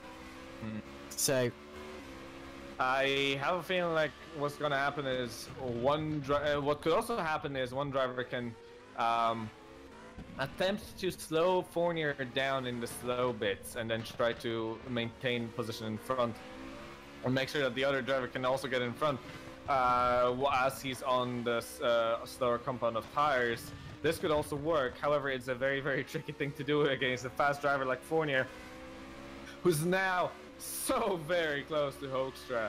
It's still only 1 second between the three, and it's still so very close. However, I think I still think what's going to happen is Fournier is just gonna blast through one of them purely based on the pit stop strategy, and the second one he's gonna have up to maybe one chance to overtake, and that's gonna be on the second to last lap. meanwhile, Stefan Ruhl just passed Menno Klont for 7th position. You have to wonder where Ruhl would be now if he hadn't been involved in the incident earlier on in the race, because he has fought his way back through to 7th, so a great drive so far. I think we're expecting another stop from him, though. Yeah. Also, we saw Dare Tapper getting past Matt Richards as well, so that's been another change in the order. Apparently, Paolini has been pitting on the second to last lap every time this season, so this could also be it. However, it would look a bit odd considering that is definitely the slower of the two strategies, and Dino is definitely in front of Wopke, and I have a feeling like that would lose him the win. So, but that is the comment from Alex Siebel, our champion. So we'll see what happens. Also, Chris Shepard just said oopsie. So yeah, that was a bit of an oopsie, Chris. Oh well, that wall has claimed many lives this time around. Unfortunately so. As for the championship, it's already confirmed that Siebel is first and Paolini is second. Really, it's third that we need to be watching between Fournier and Jordan. So that's the next closest battle. And of course, at the current rate with Fournier ahead of Jordan, I don't actually. With okay, so Fournier is third. That is not a definite. Yeah, he's going to do it. So look for. He's not going to have the championship yet. I think that he needs another 5 points. He'll only gain another 3. Yes, so not quite yet. However, Fournier right behind Hoekstra. Look how close that is. Look how ferocious at the moment Fournier is. He will not give this up. He will attempt to move. He will try to get that second place before the round of pit stops. He is so close. Getting through that hairpin right on the back end of Hoekstra, and he slides the car out.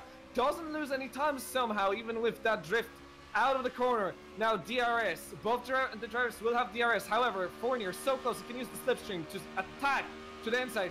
They both get on their limiters now. They cannot go side by side. This is a problem for Fournier. However, now he's hoping for a mistake from a Hoekstra. He doesn't quite make one. However, they're still very, very close. Absolutely, I'm actually quite surprised they didn't go side by side there. I was very, very surprised that they didn't, because they were definitely close enough to going onto the straight. The gearing limits. These cars have short enough gears that you cannot go past. That they just hit the end of the rev limiter in 6th gear. Yeah, but with I mean that's only really when the force of the engine equals the force of drag. Really. Not unless you have a hard limiter on the engine, which these cars do, okay. And then you run out of revs on the final gear. Since these cars aren't limited by their engine power for the top speed, but by their gearboxes. That does make sense. How much of the race have we got left? About 3 laps now, so... I think we're going to see a pit stop from Hoekstra next time around. And we're going to see a pit stop from Paolini on the final lap. However, it could be also the other way around, as we have heard from Alex Siebel. Here's a question from Mikhail Maciejewski in the chat. Why do we not see teams from Super League and Supercup, in Supercup rather, like Vodball, for example? It's to do with obviously there's only one team, and each team had to go for a ladder. They do start at Formula Challenge, and they advance for the ladder all the way to Super League. There is only one team in the ladder series. The team in the ladder series does not have junior teams, does not have anything. The team is the team, and they just have to deal with wherever they are at the time. So, for example, I think Majuric is going to be moving up to Super League next season, and cannot race in Supercup. It's all it's all set up. The team layout is set up at the beginning of the season as well. But yeah, one series for one team. One thing that confused me about that initially, though, is that some teams do the ITC, the International Touring Cup, as well as a series on the career ladder, which is allowed. It is an independent series. Independent series are completely separate from the career ladder, and any team can sign up for those. Into the pits now comes Morten Vernesen. Again, we're expecting a few drivers to go a couple of laps on the hards at the end of the race. Vernesen pitted that time round, now running in the final points paying position. And Wopke Hoekstra in this time, so Hoekstra pits. I absolutely called it. I knew it was going to be Hoekstra because we knew that the driver who's going to be behind is going to be the one who's going to lose the most in terms of going on the harder compound of tires for a lap, which is about 1 or 2 seconds slower a lap at the very least. And Dino Paolini does not want to lose that win. He is, I think, going to win that. And now Jeffrey Fournier is far enough behind that he's not going to be on the DRS. And now it looks to me like Dino and Fournier will have to put in this lap, and then the hunt is going to be on. But I don't think Fournier can quite do it. I think Dino Paolini is going to be going for that win. And I think that Dennis Jordan also is going to be pitting in for on the final lap. Actually, Dennis Jordan just slowed down to let Hoekstra through. That's interesting. Well, he knows they're not in the same race, really. He knows that his position's pretty much confirmed if he doesn't make any mistakes. So I wouldn't be surprised if he's trying to get the slipstream off Hoekstra's car. Now, yeah, indeed he is, but that's just really to make his life a bit easier. He didn't want to get involved in a proper full-blown battle, and well done for realizing that he didn't need to. Also into the pits now comes Matt Richards. We're going to be seeing a lot more people coming in this next lap. And I think we have Vodbull Motorsports in the chat room, which I would assume that that's account being led by Mike Pittman. So hello, and hopefully you're not too unsatisfied with our job. Anyway, yes, I think we're going to see a lot of drivers come into the pits. Of course, they have to satisfy the rule of the 2 tires, and most of the drivers haven't yet. So drivers that I expect into pits: Dino Paolini into the pits, Jeffrey Fournier into the pits. Yeah, you called those two. Dennis Jordan into the pits, Antonio Hrljanovic I think into the pits. Bor Hamilan, I haven't really paid enough attention, but I don't think he's going to need to go into the pits. Bor Hamilan started on the hard compound tires, so no. Rob Mason, yes. Stefan Ruold, yes, he will also have to go into the pits for a set of hard compounds. Other drivers, David Tapper, I would assume so. Maciej Młynek, same. Maciej Młynek started on the harder compound, so he is good to go to the end. So there's still going to be a lot of shuffling around. But there's Jordan in the pits. Antonio Hrljanovic coming into the pits himself, just as I called it. Watch Hoekstra. He's going to come out behind Fournier, just as you called. So, second place has changed on strategy, as we expected it would do. Majuric, really, ideally, of course, they would have wanted to be slightly further away from Fournier than they were, but that is just how it has played out. And Fournier now will also be on the, although he will be on the newer tyres, which will be colder at the moment, so we'll see if Fournier or Hoekstra can have a challenge later on in the lap. He's certainly in the slipstream now as they head down towards turn 8. Stefan Ruold in pits, David Tapper in pits, all that I called. Yep, you did indeed. You're good at this. Oh, big slide from Jeffrey Fournier. That might well put Hoekstra on his tail out of this corner. We're on the final lap of the race here. And will Wopke Hoekstra be able to go back for a measure 1-2 down into turn 11 this time round? No. Oh, yes, he might. As Fournier locks up and goes very, very wide. And that's going to allow Hoekstra to get right on his rear. But Hoekstra just doesn't find a way through as Fournier covers the line. Through the chicanes of 12, 13 and 14. I thought that was all lost for a second. I thought he was going off at turn 11. It looked that like was amazing. Hoekstra went up onto the curb. The car got rattled around, thrown up into the air, and he just about missed it. And now Paolini getting close to the wall of death on his final lap. He's being chased by Fournier, but it's way too late for anything to happen at this point. Fournier is not going to be able to catch it, and Dino Paolini crosses the line as the winner of the first of the 2 races today, with Jeffrey Fournier as a runner-up, as I predicted for the last little while. Wopke Hoekstra in 3rd, losing out on strategy. Dennis Jordan coming in with a very solid drive throughout, a bit too unlucky for Kolodziejczyk, his teammate, with the wall of death. However, Dennis Jordan coming in into 4th place, just behind the podium. 5th place for Borja Milan. Great stuff from a driver that started in the back. And Antonio Hrdljanovic, another driver that had an absolute disaster at the start. He started from the pits and finished in 6th place. Maciej Młynek is exactly the same. And now Menno Klont finishes 8th, with 9th for Eduard Batalla as he crosses the line now. Good stuff from Batalla, also starting from the back. A lot of drivers doing very good work starting from the back here. Very, very good drives from those drivers. Rob Mason coming into 10th place. Stefan Ruold, after that unlucky incident, which was none of his fault, finishing in 11th, with Dowie Tapper having a not-so-great race down in 12th. Matt Richards comes in 13th. 14th for Morten Wernersen. And Matt Strand comes in 15th. And that is our point scorers. Mark Fuller in 16th. And 17th for Jason Muscat, with our retirements being Chris Shepard, Gerrit Batalla, Johan Lindberg, and Tobias Polacek. From what I know, all at the wall of death as well. The gap for the win in the end was 0.621. You do not get much closer than that in a race. That's just, I mean, that's nose to tail. That really is. One more lap and Fournier would have been right in the slipstream down the back straight. It could have all changed. I'm surprised it didn't all change on the last lap. I mean, when I saw Fournier going deep down into turn 11, I thought he was going to lose 2nd again. And it was going to be a measure at 1-2. But my goodness, what an incredible race. And I should point out that was Dino Paolini's first race win of the season.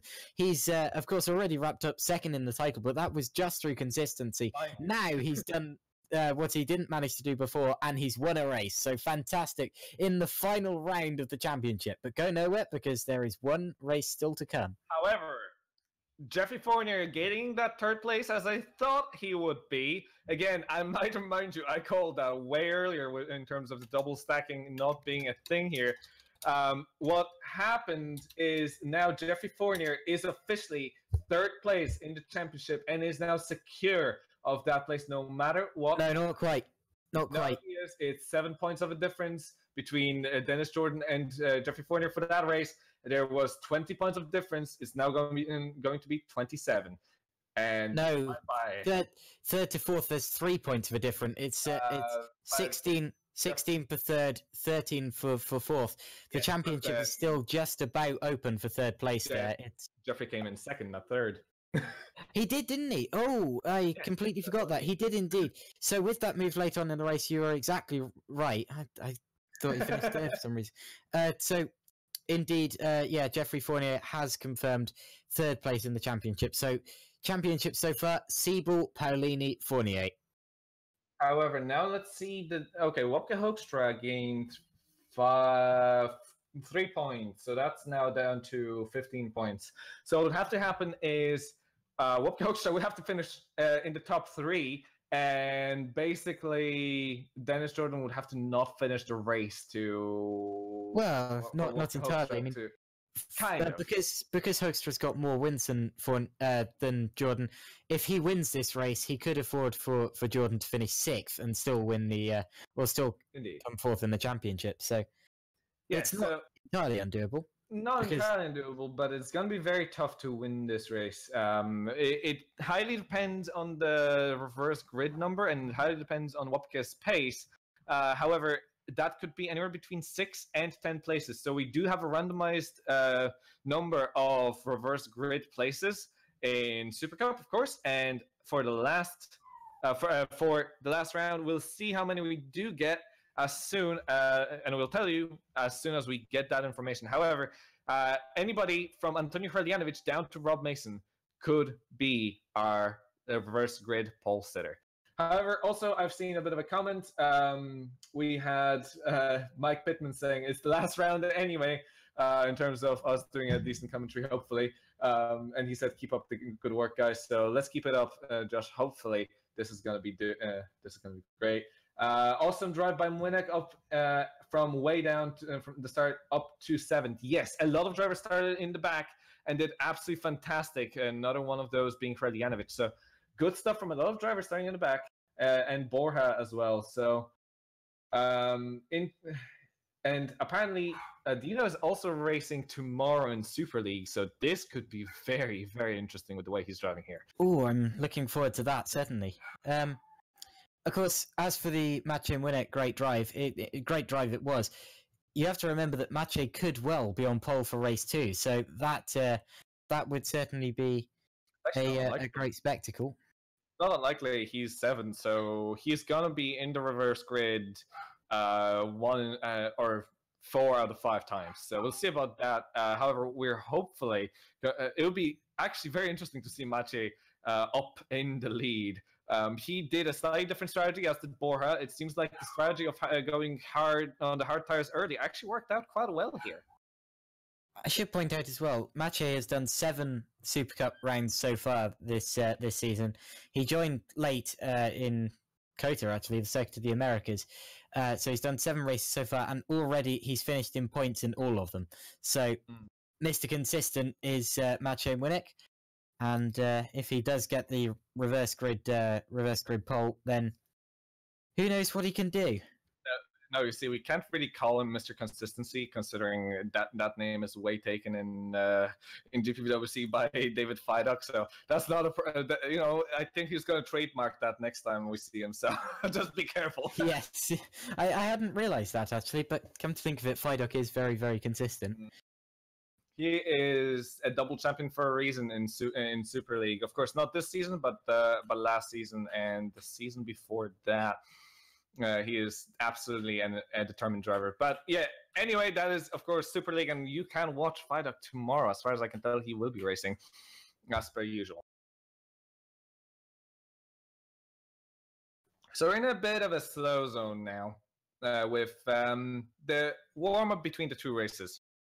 So this is the time when drivers tend to be fairly trying to maybe cool down a little bit after the race. I don't know how many double races you've done in your career so far, but I can tell you that between races, you really need a second just to calm down. Maybe like sometimes the hands will be shaking if the race is really exciting. You just need to calm down for the second race. And that's why a lot of drivers will not drive on the second warm-up.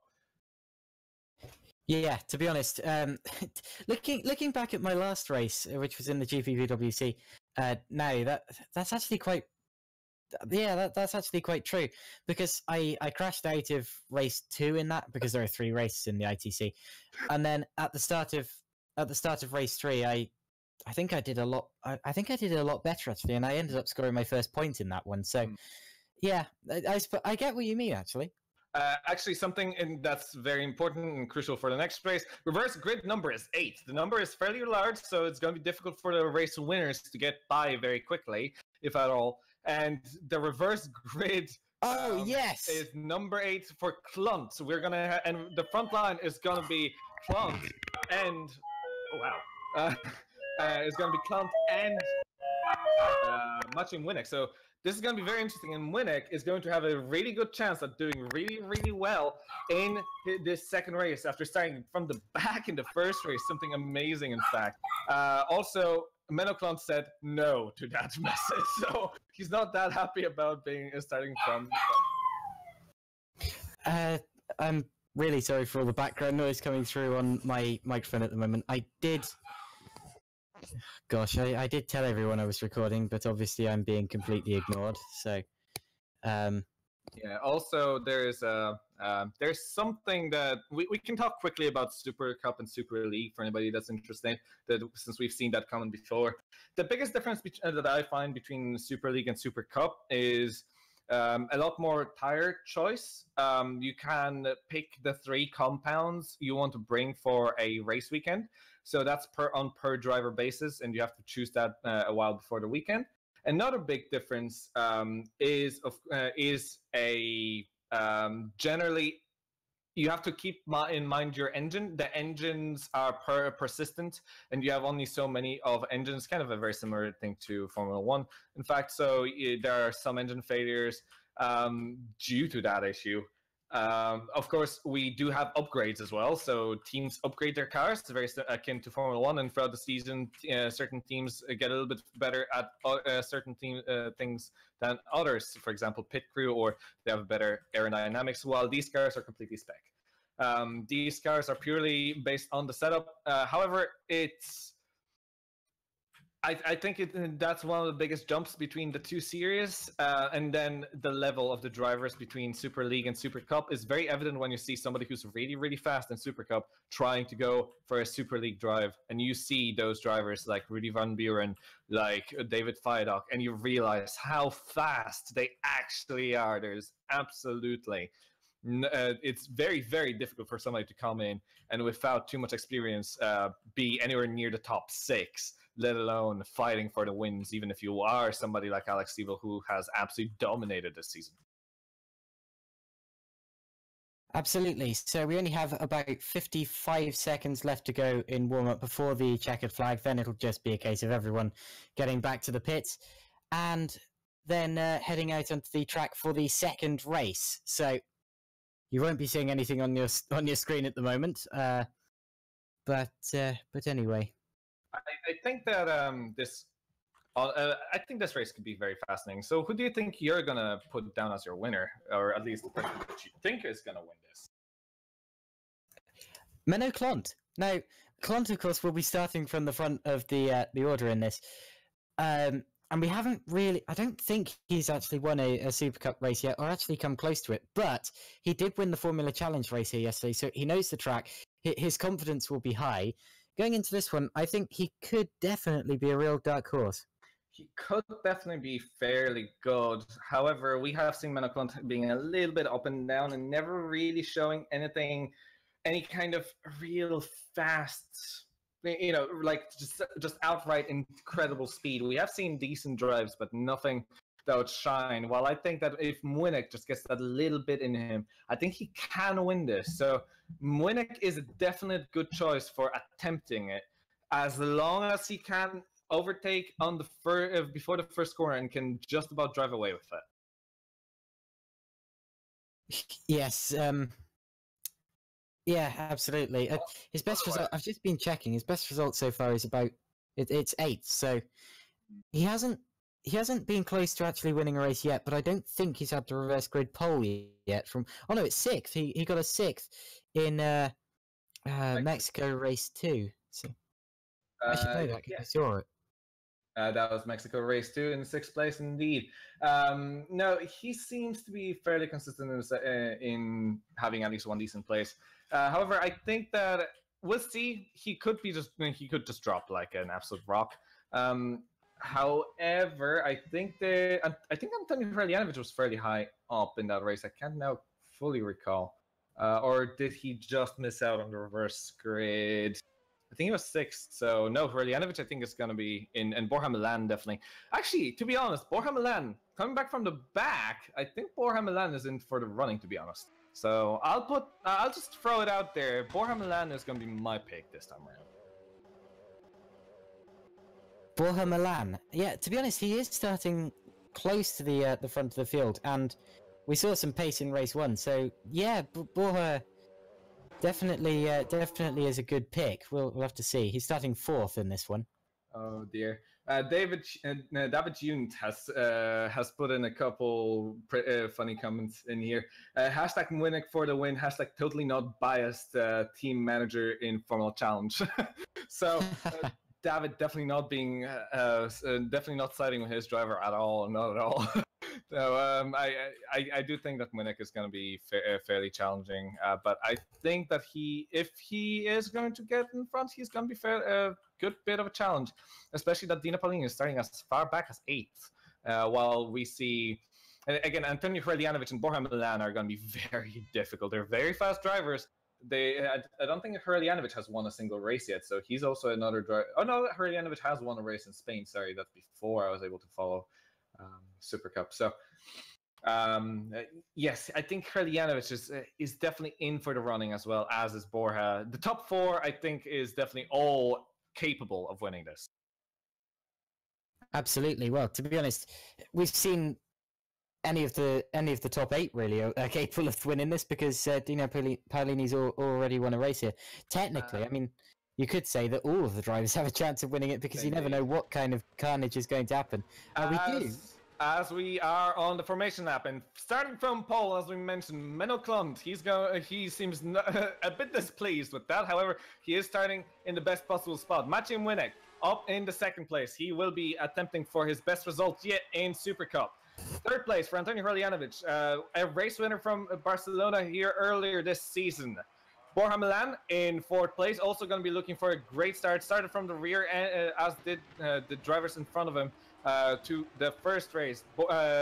Dennis Jordan in 5th place, with 6th for Wopke Hoekstra, 7th for our runner-up in the last race, Jeffrey Fournier. Dino Paolini, our winner in the feature race, is starting in 8th place with the reverse grid. Now, 9th place for Eduard Batalla, with 10th place start for Rob Mason. 11th place start for Stefan Ruolt, who will definitely try to get up in the standings. He has had an absolutely tragic race in the first time around, considering he has been taken out. Starting from 12th, Dowie Kacper, he'll be trying to get a better result. However, he's not seemingly on top of his game this time around. Matt Rich, as he spins, in fact, Matt Richards is in 13th place with 14th for Morten Wernersen, 15th for Matt Strand, and 16th for Mark Fuller. 17th is going to be Jason Muscat with 18th for Chris Shepard. Now, 19th is Gerard Batalla, and 20th is Johan Lindberg. 21st for Tobias Polocek, and we have Mike Quint for the 22nd driver. So we have more drivers for the 2nd race than we had for the 1st race, which is actually incredible to see. And now Dowie Kacper is trying to make his way back from spinning out on the formation lap. I hope he's able to regain his position. Actually, he's dropped through the order, but if he goes up the middle of the starting grid, then I don't see why he wouldn't regain his position. I mean, there's a rule that says if you stall the car on the start grid and then drop to the back, you have to start from the back of the grid. But I don't know if that's. I don't think that's in sim racing at all. So you'll also notice that we have Mike Quint in this race, who I don't believe was in race 1. He looked as if he was going to start race 1, but didn't in the end due to connection issues. But he's here for race 2, so let's see what he can do in this one. And Dowie Kacper is trying to take his place. However, this is going to be a bit awkward. And can he do it? He just about can, I think. Yeah, he has some kind of a place. As the lights are going red, and here we go. There we go. Great start from Menno Klund. Maciej Młynek just a little bit behind. However, Klund just gets away with it cleanly behind. However, Borja Milan spins and both of them. Touch and contact, just a little bit of touch of the rear wheels as there's a carnage between Hoekstra, Paolini, Muscat, Lindberg, Mason. Insane! That is a carnage between the drivers who have won the 1st race, and now Polocek is in front of Paolini and Hoekstra, who are still fighting for it. However, our race winners from race 1 are now out of the contention, and Jeffrey Fournier and Dennis Jordan seem to be in a lot better place than they were. However, Maciej Młynek and Menno Klund are in it for the battle for the lead now. However, behind Borja Milan attacking for Stefan Ruolt, attacking for 5th place. What's the leaders as Młynek popped out of the slipstream briefly. That was just to show his nose, basically. Huge crash off the start, of course. The driver that got off with the worst out of that was Chris Shepard, who unfortunately is out of this race. So he's retired from both races now. Several other drivers involved as well. But behind, or in front rather, as Młynek pops up the inside using the slipstream. He's going to outbrake Menno Klund down into the into turn 11. And your race... Fournier has also overtaken Dennis Jordan at the same time. We now see Fournier up into 3rd place and already trying to challenge for the top 2. He's going to be attempting for the win outright. This is going to be fascinating now without having the Gerrit cars behind him, tailing him. I think he's in for the win this time. If he can just keep it together and not touch down too much and not push him into the wall of death, I think Jeffrey Fournier can just about win this as he goes absolutely nose to tail, going for the start-finish straight. Literally with no space, and both of them. And they're both out. Oh my goodness, and he's going to spin right back into the pack. Very, very lucky not to collect anyone was Menno Klont. I saw them making slight contact through turn 20 as well. Klont just got slightly unsettled. And then Fournier went and absolutely swiped the rear end from underneath Menno Klont as they went through turn 21. And there goes my race prediction. I've completely cursed him. But my goodness, we just saw some utter drama there up the front of the field as Mike Quint goes slightly off as well. But my goodness, that was... and Gerrit Battala's out of the race further down the order as well, so disappointment for two drivers so far. Another driver who has lost out a lot in the start is Antonio Hreljanovich, who was starting in, I think, 3rd or 4th place, and is down in 18th. So Borja Milan is still in it for the running, so I wouldn't be surprised if actually Borja Milan now got up and tried to attack for that 2nd place and possibly try to maybe attack for the win later on.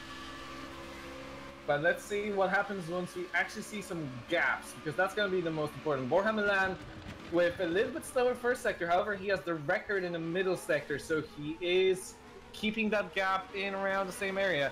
However, let's watch out for Jeffrey Fournier again, who's on the back of Eduard Battala, and now is going to be attempting a move again to get back into 5th place. He will be hoping that there's not too much damage from that contact earlier on with Menno Klont.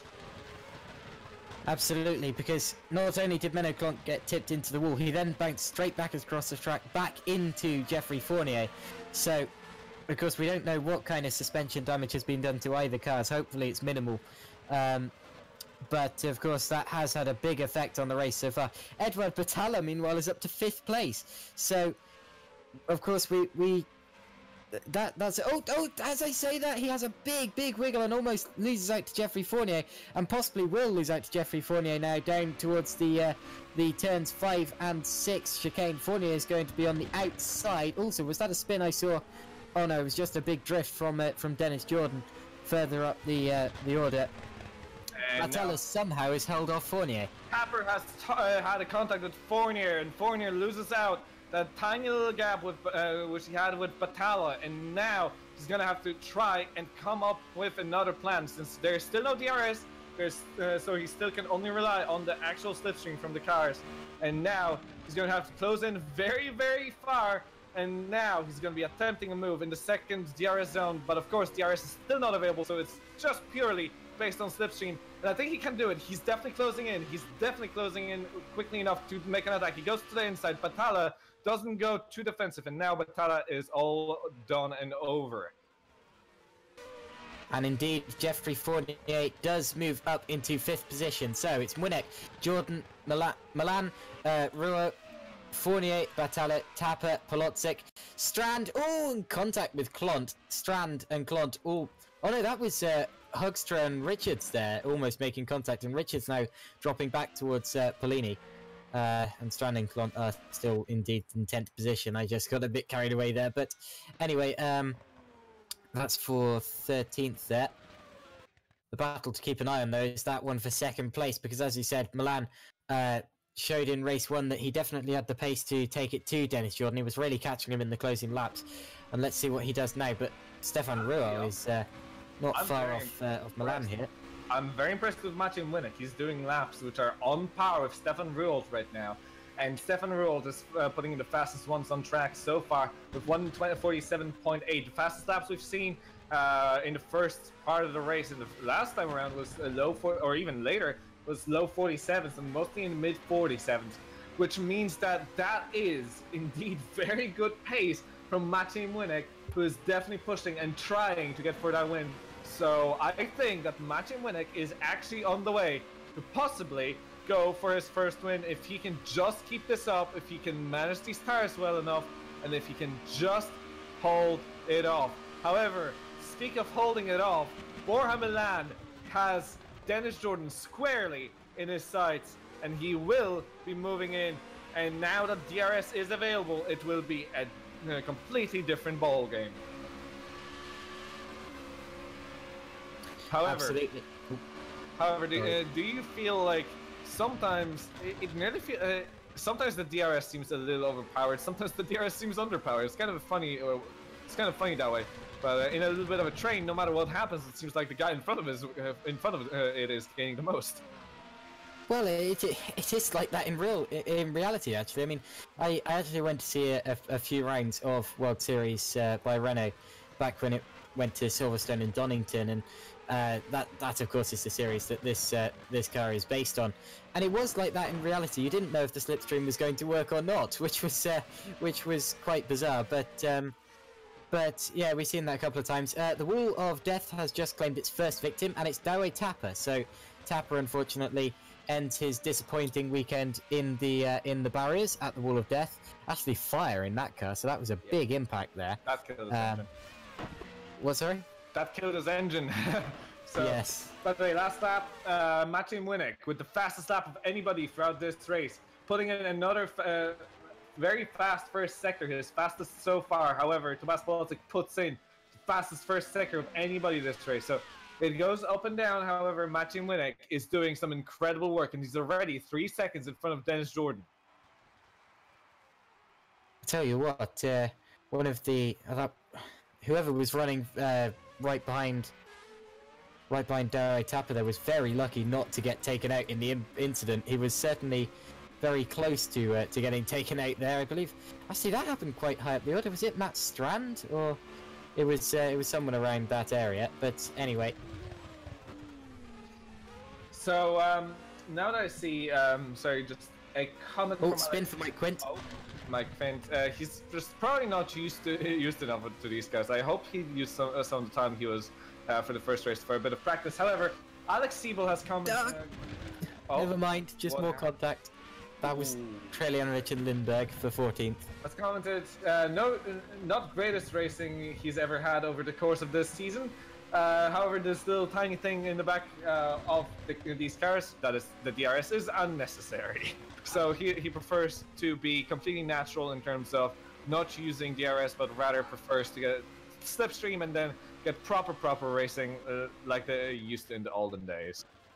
I tell you what, though, if he had the chance to go for the DRS, I'm pretty sure that he would. As we have a bit of a Matt Strand, Matt Richards battle, as Matt Strand goes a little bit hazy out of the final corner and onto the start-finish straight. And I think this is going to be a bit of a DRS battle, speaking of DRS, as soon as they hit the DRS zone.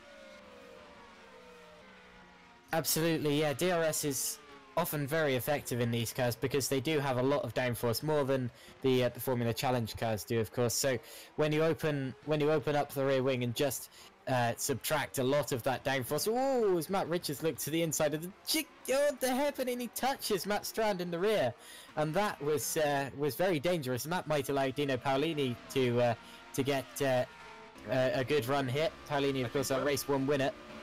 I think it actually will. Dino Paolini is going to go for the move, and now they're topped out on the gearboxes. However, it seems like Richards just has that little bit of an edge. That I would... as Matt Strand barely keeps it together. And Richards gets slowed down again, and Paolini gets a bit of a run. They both have the DRS. However, Richards keeps in the slipstream and goes to the outside of Matt Strand, going for an outside move for that corner. That's a bit unorthodox, and he does it. He actually manages to do it on the outside, and now he's put Matt Strand in between himself and Dino Paolini, who's charging, and now Antonio Hreljanovich, who's been trying to gather some more places, is now up into 13th. Absolutely, and the two leaders, or well, second and third rather, because Maciej Młynek has completely cleared off now. The two leaders were quite close through that last sector, but Stefan Ruhr now has got right onto the back of Borja Milan, as he did a couple of laps ago. So definitely all closing up for second position now, and that's going to be a battle that I'm sure we have not seen the last of. And I think that you're kind of right, but I think that also Milan has DRS on Jordan. So at this point, I don't think that Ruhl has too much of a chance to overtake at this point in time. However, he can always try. And something that's more akin of, I think this is going to be a battle, is right behind him in 6th and 7th place, Eduard Batalla and Tobias Polotic. Polotic is on DRS and is very, very close to Eduard Batalla. And I think he may be trying to attempt to move into either at the end of the first DRS zone or right at the end of the second one. I think he can just about pull it off. No, he can't. I think it's way too far. However, Eduard Batalla seems fairly strong in a straight line, to be honest. But now Eduard Batalla just not quite able to run away from Polotic, and Polotic right behind, losing the slipstream, using the DRS. I think he's going to go to the inside. Is he going to be able to overtake? I think it looks like it. The inside is guarded by Batalla. Batalla goes very defensive. Polotic goes on the outside, tries to move, tries to get a better exit, and he's through. Great stuff from Polotic. That outside line seems to be working for people right now. Yeah, we saw that once earlier today, and that was just... I mean, that's how you're supposed to do it. If you're given that line, then that's exactly how you want to place the car, and Polotzek does indeed gain a well-deserved move. So Tobias Polotzek now up to 6th position. Ooh, as he has a bit of a wiggle through turn 19 there. Eduard Batalla has been demoted to 7th. So he is, yes, that was the overtake from Tobias Polotzek, of course. Now we still don't see any movement for the second place. They're still very close. They're within a second, but this reminds me of the battle for the lead in the first race. 3 drivers very close in times, very close in pace, just cannot quite overtake each other. I tell you what, though, the second place battle might well turn into a slipstreaming contest. Oh, Will's gone off. Will. Oddly enough, that may give Borja Milan a chance to add that overtake for Dennis Jordan, actually. I didn't quite see what happened, but Will just ran over the curb, possibly outbraked himself a bit, and now you see Jordan having to go defensive from Milan as they head down towards the first chicane that separates the 2 long straights here at the back of the circuit. He'll be wanting to set himself up right for this second long straight now. I don't think he can do it. Milan just doesn't quite have the speed. The distance was a little bit too big that Jordan put on Milan. But this is definitely closer than we've seen before. They used one single mistake from Jordan, like right now, driving over the curb a little bit too much, bumping the car up, nearly hitting a wall, and now Jordan on the inside, so he still hasn't lost the place. However, this was very, very close, and I don't know how he managed to keep that second place from Borja Milan. However, Borja now putting Jordan under heavy pressure, and you can see that Jordan is starting to make some mistakes. Yes, and I'm actually very surprised he kept that place there. He did a very good job to keep it. Also, further down the order, Matt Strand had a very hairy moment fighting with Antonio Hrljanovic down at the turns 12, 13 and 14 chicane, bouncing over the curb, but he's kept the place for now, although does give it now to Hrljanovic. He knows that he gained an advantage there, so he's given the place back, and that is definitely sportsmanlike from Matt Strand. I'm trying to figure out why Batalla has now gone back down up to 6th place. He was 7th. Well, he has, hasn't he? He's got back ahead of Tobias Polotzek. Also, Milan had a very... it was a slight lunge at Dennis Jordan down into the turns 5 and 6 chicane, but it looked as if he was actually going to go for it. Looking at it on the delayed replay now, it just looks like he slightly outbraked himself, but he was in no danger of actually hitting the back of Jordan. It just looked a bit iffy live. Polotzek again attacking for Batalla on the first DRS straight, going on the inside into the chicane. I think he can do it. However, now Batalla is going to do the exact same thing to him through the second DRS zone. I think Batalla actually does have speed. What's third as Rule's going to go to the outside of Milan. That looked like it could have changed. It didn't.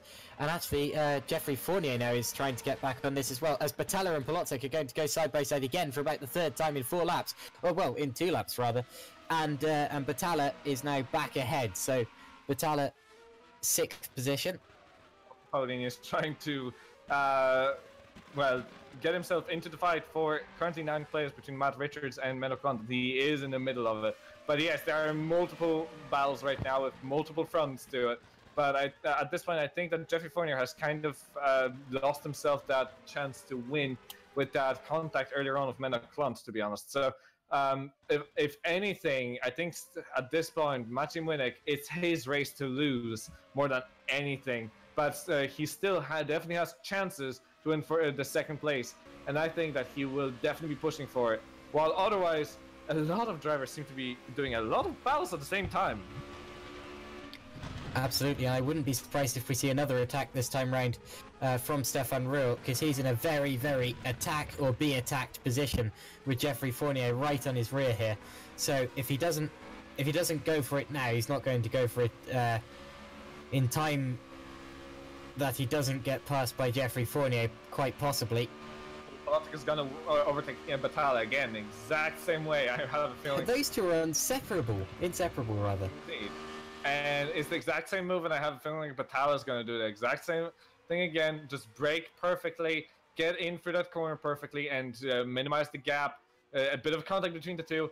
Now Batalla is going to get as close as he can and do a DRS attack again. Can he do it? Can he get that place back again? Yes, he can. Oh, Fournier Ruhl! Fournier went for Ruhl, but couldn't quite get the run. He had to slow the car down a lot to not run into Ruhl there, but Ruhl keeps the position. It seems like Ruhl may be just out of DRS range in a second if this is how things are going. A little bit of contact between Fournier and Ruhl.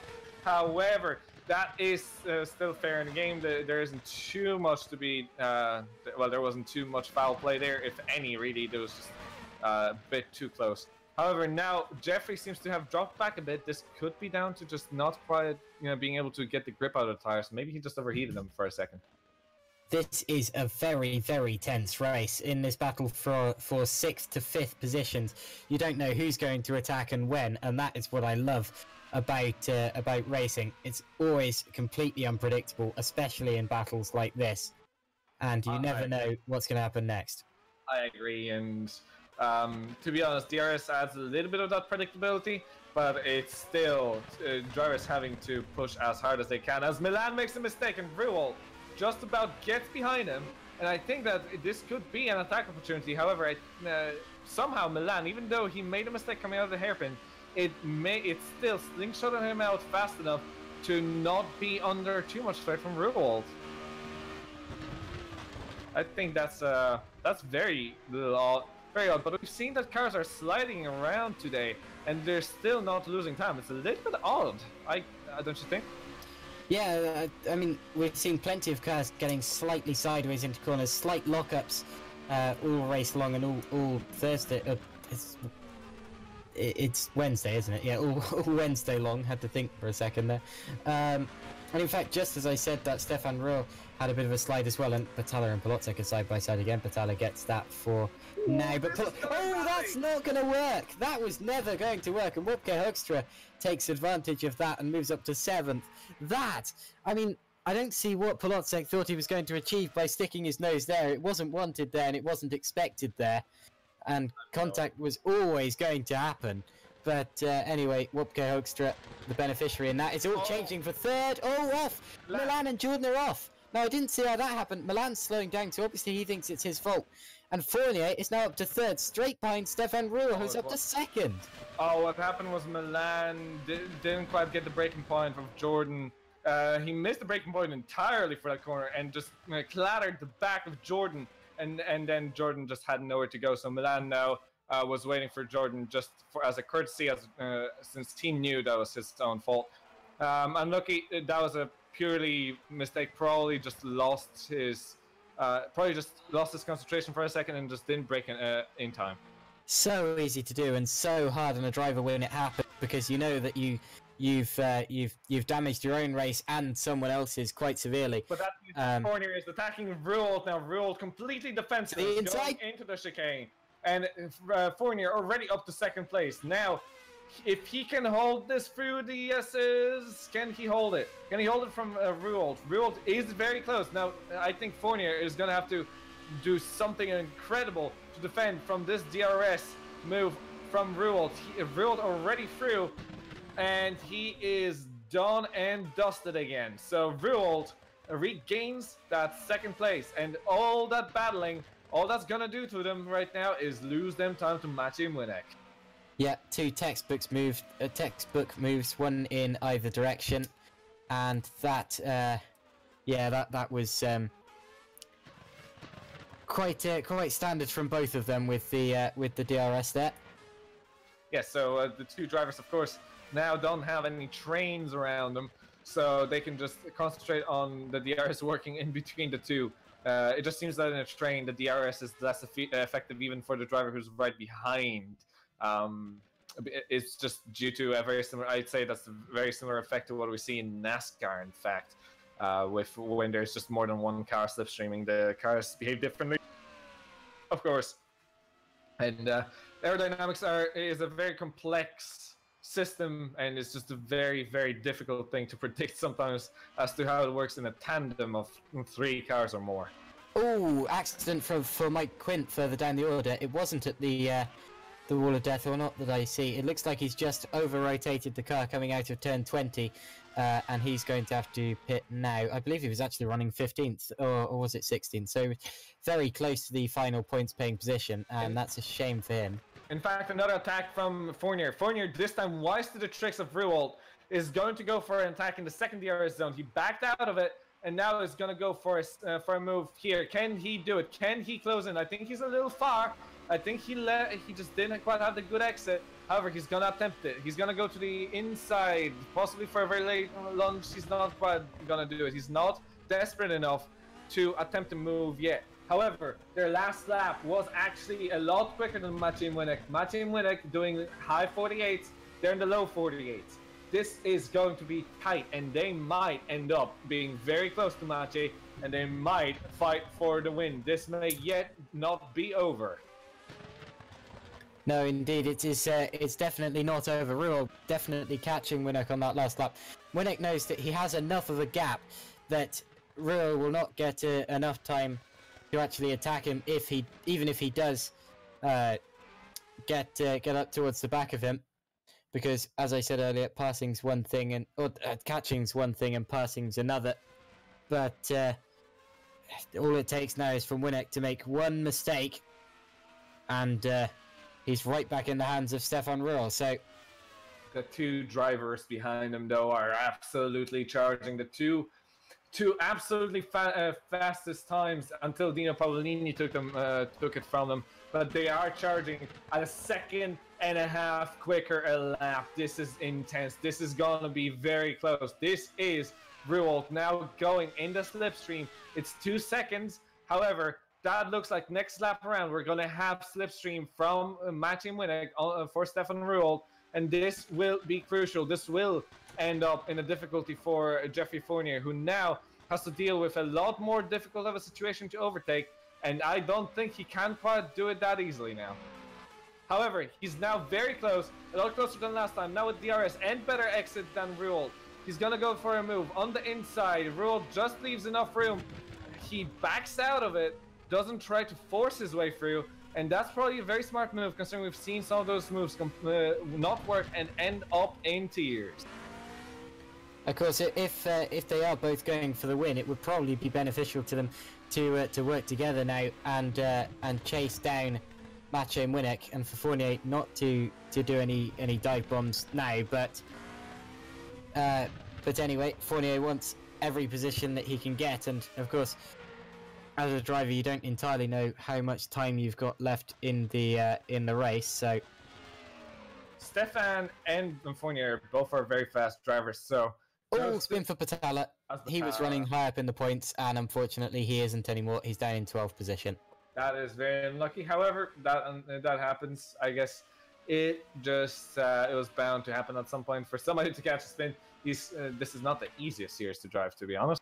And now Jeffrey Fournier going for another close-in. But now I think they're just over a second behind Maciej Winnick. This is not very far from a DRS move, and at this point I don't think Maciej Winnick has much to defend himself with.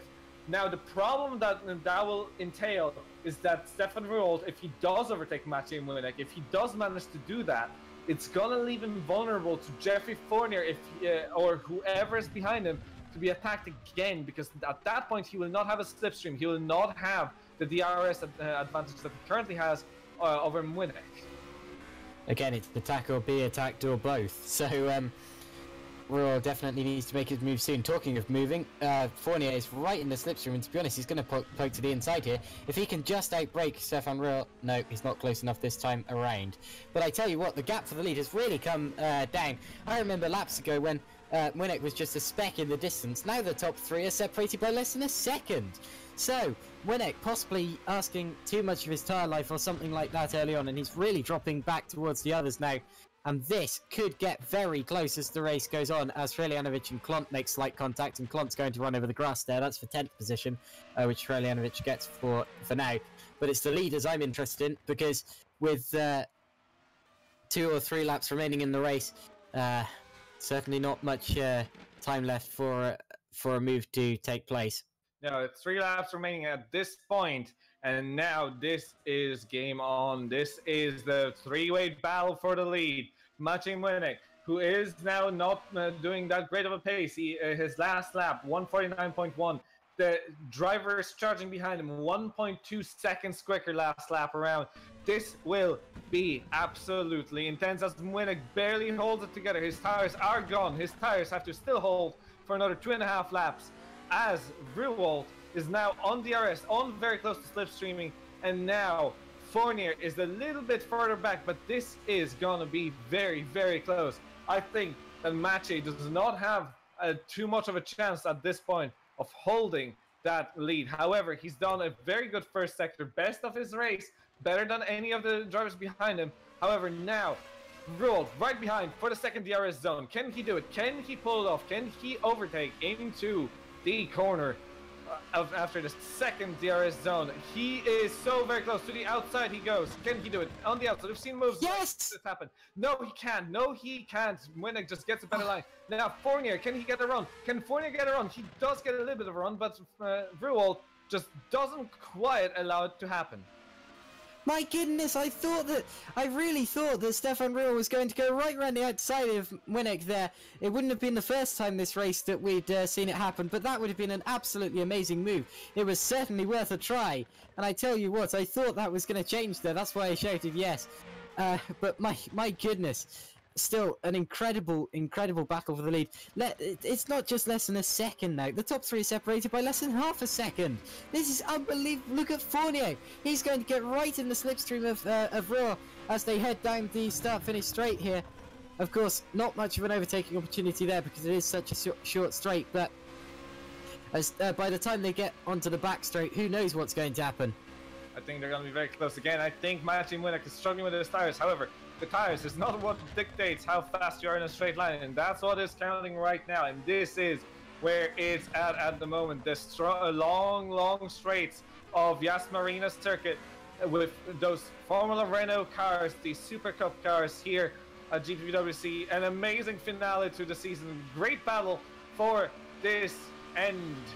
And I think this is going to be a battle for the lead until the end as the rule goes to the outside for the chicane. I don't think he can do it. Not on the outside of a chicane. However, contact between Fournier and Rule, just a tiny touch. And now they're all separated by literally, I think a piece of paper wouldn't fit between those 3 cars through that corner. And now Rule goes to the outside. Fournier closes in at a rate of knots. Now goes to the outside as well. He may try and move on Winnick as well. No, he's going to do it. Yes, he does exactly what he tried to do last lap. Right around the outside of Winnick, sticks it to the inside of turn 12. That's exactly what he meant to do as Fournier goes wide in the background. And Stefan Rural leads this race.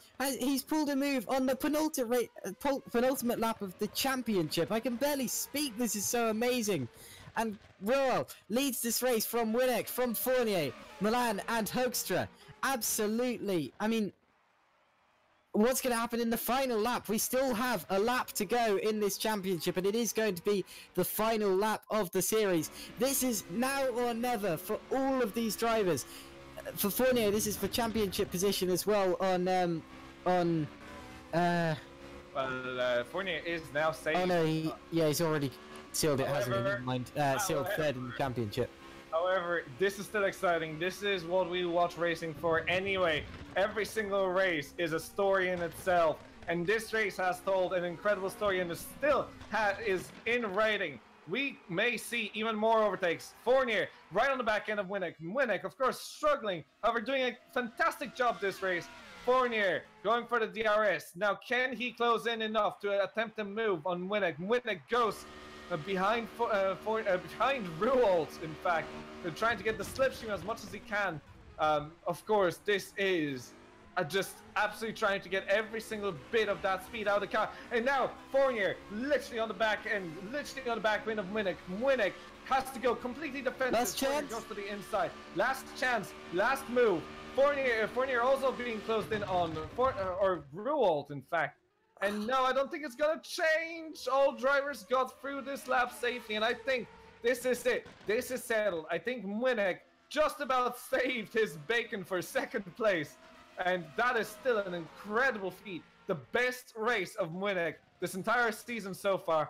And what a way to finish the season. Ruold, also, after a lot of disappointment and a really disappointing first race where he got taken out, is going for that win. And what a sweet win this will be. Now still, one corner to go, just final corner. And when it goes wide, Fournier may go second. It is going to be... Oh, it's just Winnick. That's amazing. Less than 200ths of a second between the two of them as Ruold crashes in celebration.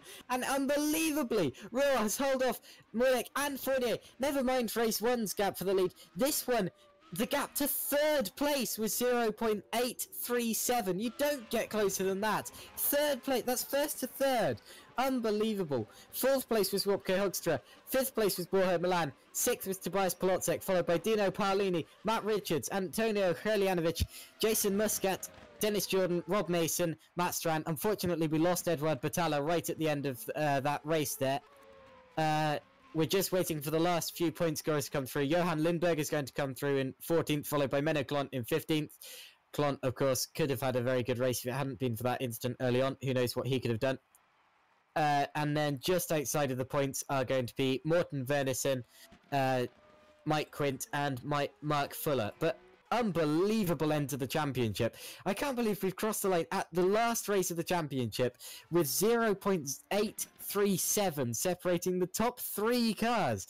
That is an absolutely incredible finish to the race. Absolutely fantastic. Stefan Ruold with a win.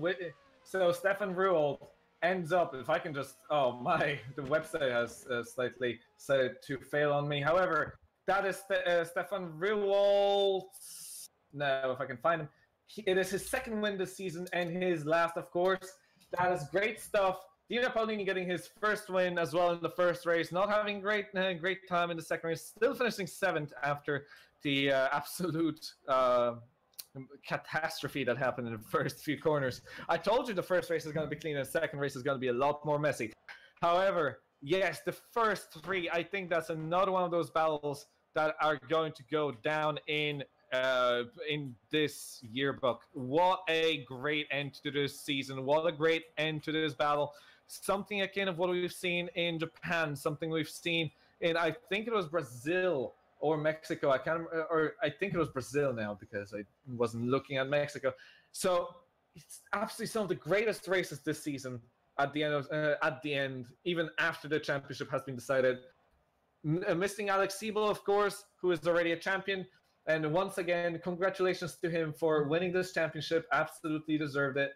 But and of course, congratulations to Mezurek for winning the team championship this time around. So great stuff from everybody, and great racing, everyone.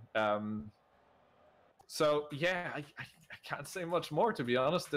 I think Stefan Ruold really deserved that win. He did everything right. Jeffrey Fournier, I think it is overshadowed by him clattering Menno against the wall early on. I think that kind of overshadows his third place a little bit. However, otherwise, I think he would have been fighting for a win, to be perfectly honest. So I guess that's something to learn from. And again, as I said, Jeffrey drives very, very spectacularly. However, that also comes in with one of those unlucky incidents or, just mistakes creeping in here and there. Right, so do we have interviews coming up next? I think we do, don't we? I think we have at the very least one, so I shall drag them in, see. Oh, and look who it is too. Yeah, somebody who did very well. So, well, hello, Maciej, and nice seeing you. I think that you have had a monster of a race second time around, and I think that you may have had some issues with the tires at the end. No, I had issues with fuel. I took like 2 liters too low, and I needed to save that fuel when Stefan and Jeffrey was catching me, and when Dennis was in second. I was saving fuel for like half of the race, maybe more, just to be able to finish. I thought that maybe I could keep Stefan and Jeffrey behind, but unfortunately Stefan was too quick. I think you did a fantastic job anyway. You still kept in that battle until the very end. You were very close. And it was very close at the end. You got a bit of a hairy moment there out of the final corner. You only got that second place by 300ths of a second. What an incredible feat. I forgot that there is a last corner and I went to fifth gear and it started braking a bit too late. Fortunately, Jeffrey was Fortunately, Jeffrey was behind me and he didn't catch me and overtake me at the end. No, that was very close. However, congratulations on your best finish in Supercup so far. Second place is nothing to scoff at. Thank you. And now we have our second race winner, Stefan Ruolt. Now, how would you describe that crazy race? Absolutely insane. I know you had a little bit of an unlucky incident in the first race, which was completely none of your fault. And it's actually an amazing recovery to get a win even in the second race. So definitely quite an incredible feat.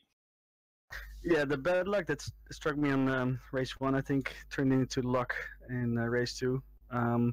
In the first turn, I saw some stuff happening on the inside of the turn, so I decided to go straight ahead just to avoid all the mayhem. I saw someone spinning in front of me. When I entered the track, I was in P6 already or something like that, so that was basically the good luck that I needed to get this race win. And then on the second lap, I saw 2 guys who were spinning on the back straight or on the home straight, and they were going across the track as well, and I just narrowly avoided them as well. So the bad luck that happened in race 1 turned into good luck for race 2, definitely. Yeah, that definitely sounds like the case. And again, you definitely had a very good pace throughout the weekend, and just too bad about the first race. Of course, that wall has claimed so many people, and not everybody for their own fault, like yourself. Unluckily, of course, when you're following somebody that close, you have no time to react. With that said, still congratulations on the second race. That win is a win. If I can step in quickly, we saw you very excited in the chat after that brilliant win there from you, Stefan. What factors in particular made that win so special? Yeah, it was just such a big relief. I have had a very difficult season, and I had some help from Alex this race. He wasn't here, and it definitely just helped me a lot. And just to get the win on the final race, just to go out with a bang, feels incredible. Yeah, that is definitely a way to finish the season. So okay. So first race. Incredible. However, you have lost out on the strategy. Yeah, but of course it was Dino in front. I mean, he didn't get a win so far, and he was P2 in the standing. So yeah, and he was also a little bit quicker than me, so I let him go ahead, and I was actually fine in P2. But Geoff came really close, so when I had to pit 1 lap early, I lost out, which is unfortunate, but still okay because Dino won the race. So. Well, it's still a very good finish for Majur. One of the 2 rounds was a good finish for Majurik, and of course you're the team champions this season. So again, congrats for that. And that's and as far as you've been saying, you've been having Stefan has been having help from the champions. So champions involved everywhere today. So even if they're not on track. However, second race, it was a mess at the start. Yeah, definitely. I came into turn 1 and suddenly I saw some smoke ahead of me, and there were 2 cars. We were spinning, but I was on the inside, so I had no way to go to the outside unless I punted someone out of the way. So all I could do was go into it, and I just kind of forced myself through the mayhem, which I think is quite alright because I didn't hit them too hard, I think. And yeah, I came back in P13, I believe, and from there I tried to make my way up with a bit of chaos going on with all the guys with different pace. Some were really a lot slower, which was kind of dangerous sometimes, but yeah, it was fun, and I ended up in P4 by taking Boria in the final lap, so that was pretty good. Good stuff. And now finally, this is going to be most definitely our final interview of the day. Jeffrey Fournier, great charge, and definitely in both races, really. Good stuff from yourself. However, a bit of a contact with Menno in the first race, unluckily. Or second race, sorry. Yeah.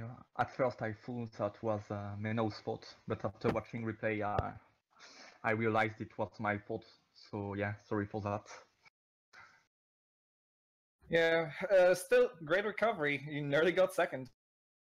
Yeah. Well, I could have a fight. I could have had the opportunity to overtake Raw, but well, I knew that we needed to work together to close the gap on my neck, and we did it. But yeah, 1 or 2 more laps, and I would have tried to get it, but still a good result. So, and I'm happy for Stefan. He fully deserved it. Yeah, no, I think it was a bit of a drought for Stefan as well. I think this was your second win this season, so well done, Jeffrey. You've had your lot. You've had quite a few wins now. And I won't exchange my Monaco's win, so. Well, fantastic stuff anyway, and too bad about the contact, but you know, it happens. Racing happens, and I guess it's just one of those things where we just have to take away what we've done wrong and try to not do it again. As always, it was a great season, and I'll just congratulate everybody on finishing the season. That's not what everyone does, but once you do, it's always very satisfying. A very long season indeed. And any more words you'd want to add, Josh? No, I mean, I think that's all right. Fantastic final race of the season. I saw a great one yesterday, of course, in the Formula Challenge, and this one was absolutely no different. Just drama till the end. That's what you're guaranteed in the GPVWC. Would have been nice to see Alex Siebel contesting with them. He might well have run away with it, but anyway, that's definitely one way to finish a championship. So, yeah, thanks for joining us season long, everyone who did. Yeah, that was fantastic. And does anybody want to have a word or two? Anything summary? Just a very quick summary of your season, or the race, just out there. Yeah, thank you to Chris Williamson, all admins that make GPVWC possible. And of course, to you, Kacper, Joshua, and Gerrit for the broadcast. So thank you, everyone. You're very welcome. I thoroughly enjoyed this. I know that the others did too. Oh, it was fantastic. I've been enjoying the series a lot this season. I was really mad when I couldn't do it back in Mexico. However, so I think that I'll call this a wrap. Thank you everybody for watching, and of course, please join us in tomorrow for the Super League. This will be a season finale, and if this race is anything to go by, Super League is going to be amazing. So there could be a lot of very interesting battles going on, and while the championship may be over, it's still not fully. Super League is always a fascinating series. It's always very tactical, and it's fascinating to me whenever I watch it. So please join in at the same time tomorrow for that if you wish. And I was Kacper Kolodziejczyk, and this was Joshua Jones. Yeah. If you want any more, and we of course also had Gerrit Vries on our cameras. If you want any more information on the Super Cup or Super League, please join in at simnews.tv's Super Cup show and Super League show for some more in-depth analysis of every race. And of course, that is it from me, and hopefully I'm going to see you all next season. Thank you, and bye-bye.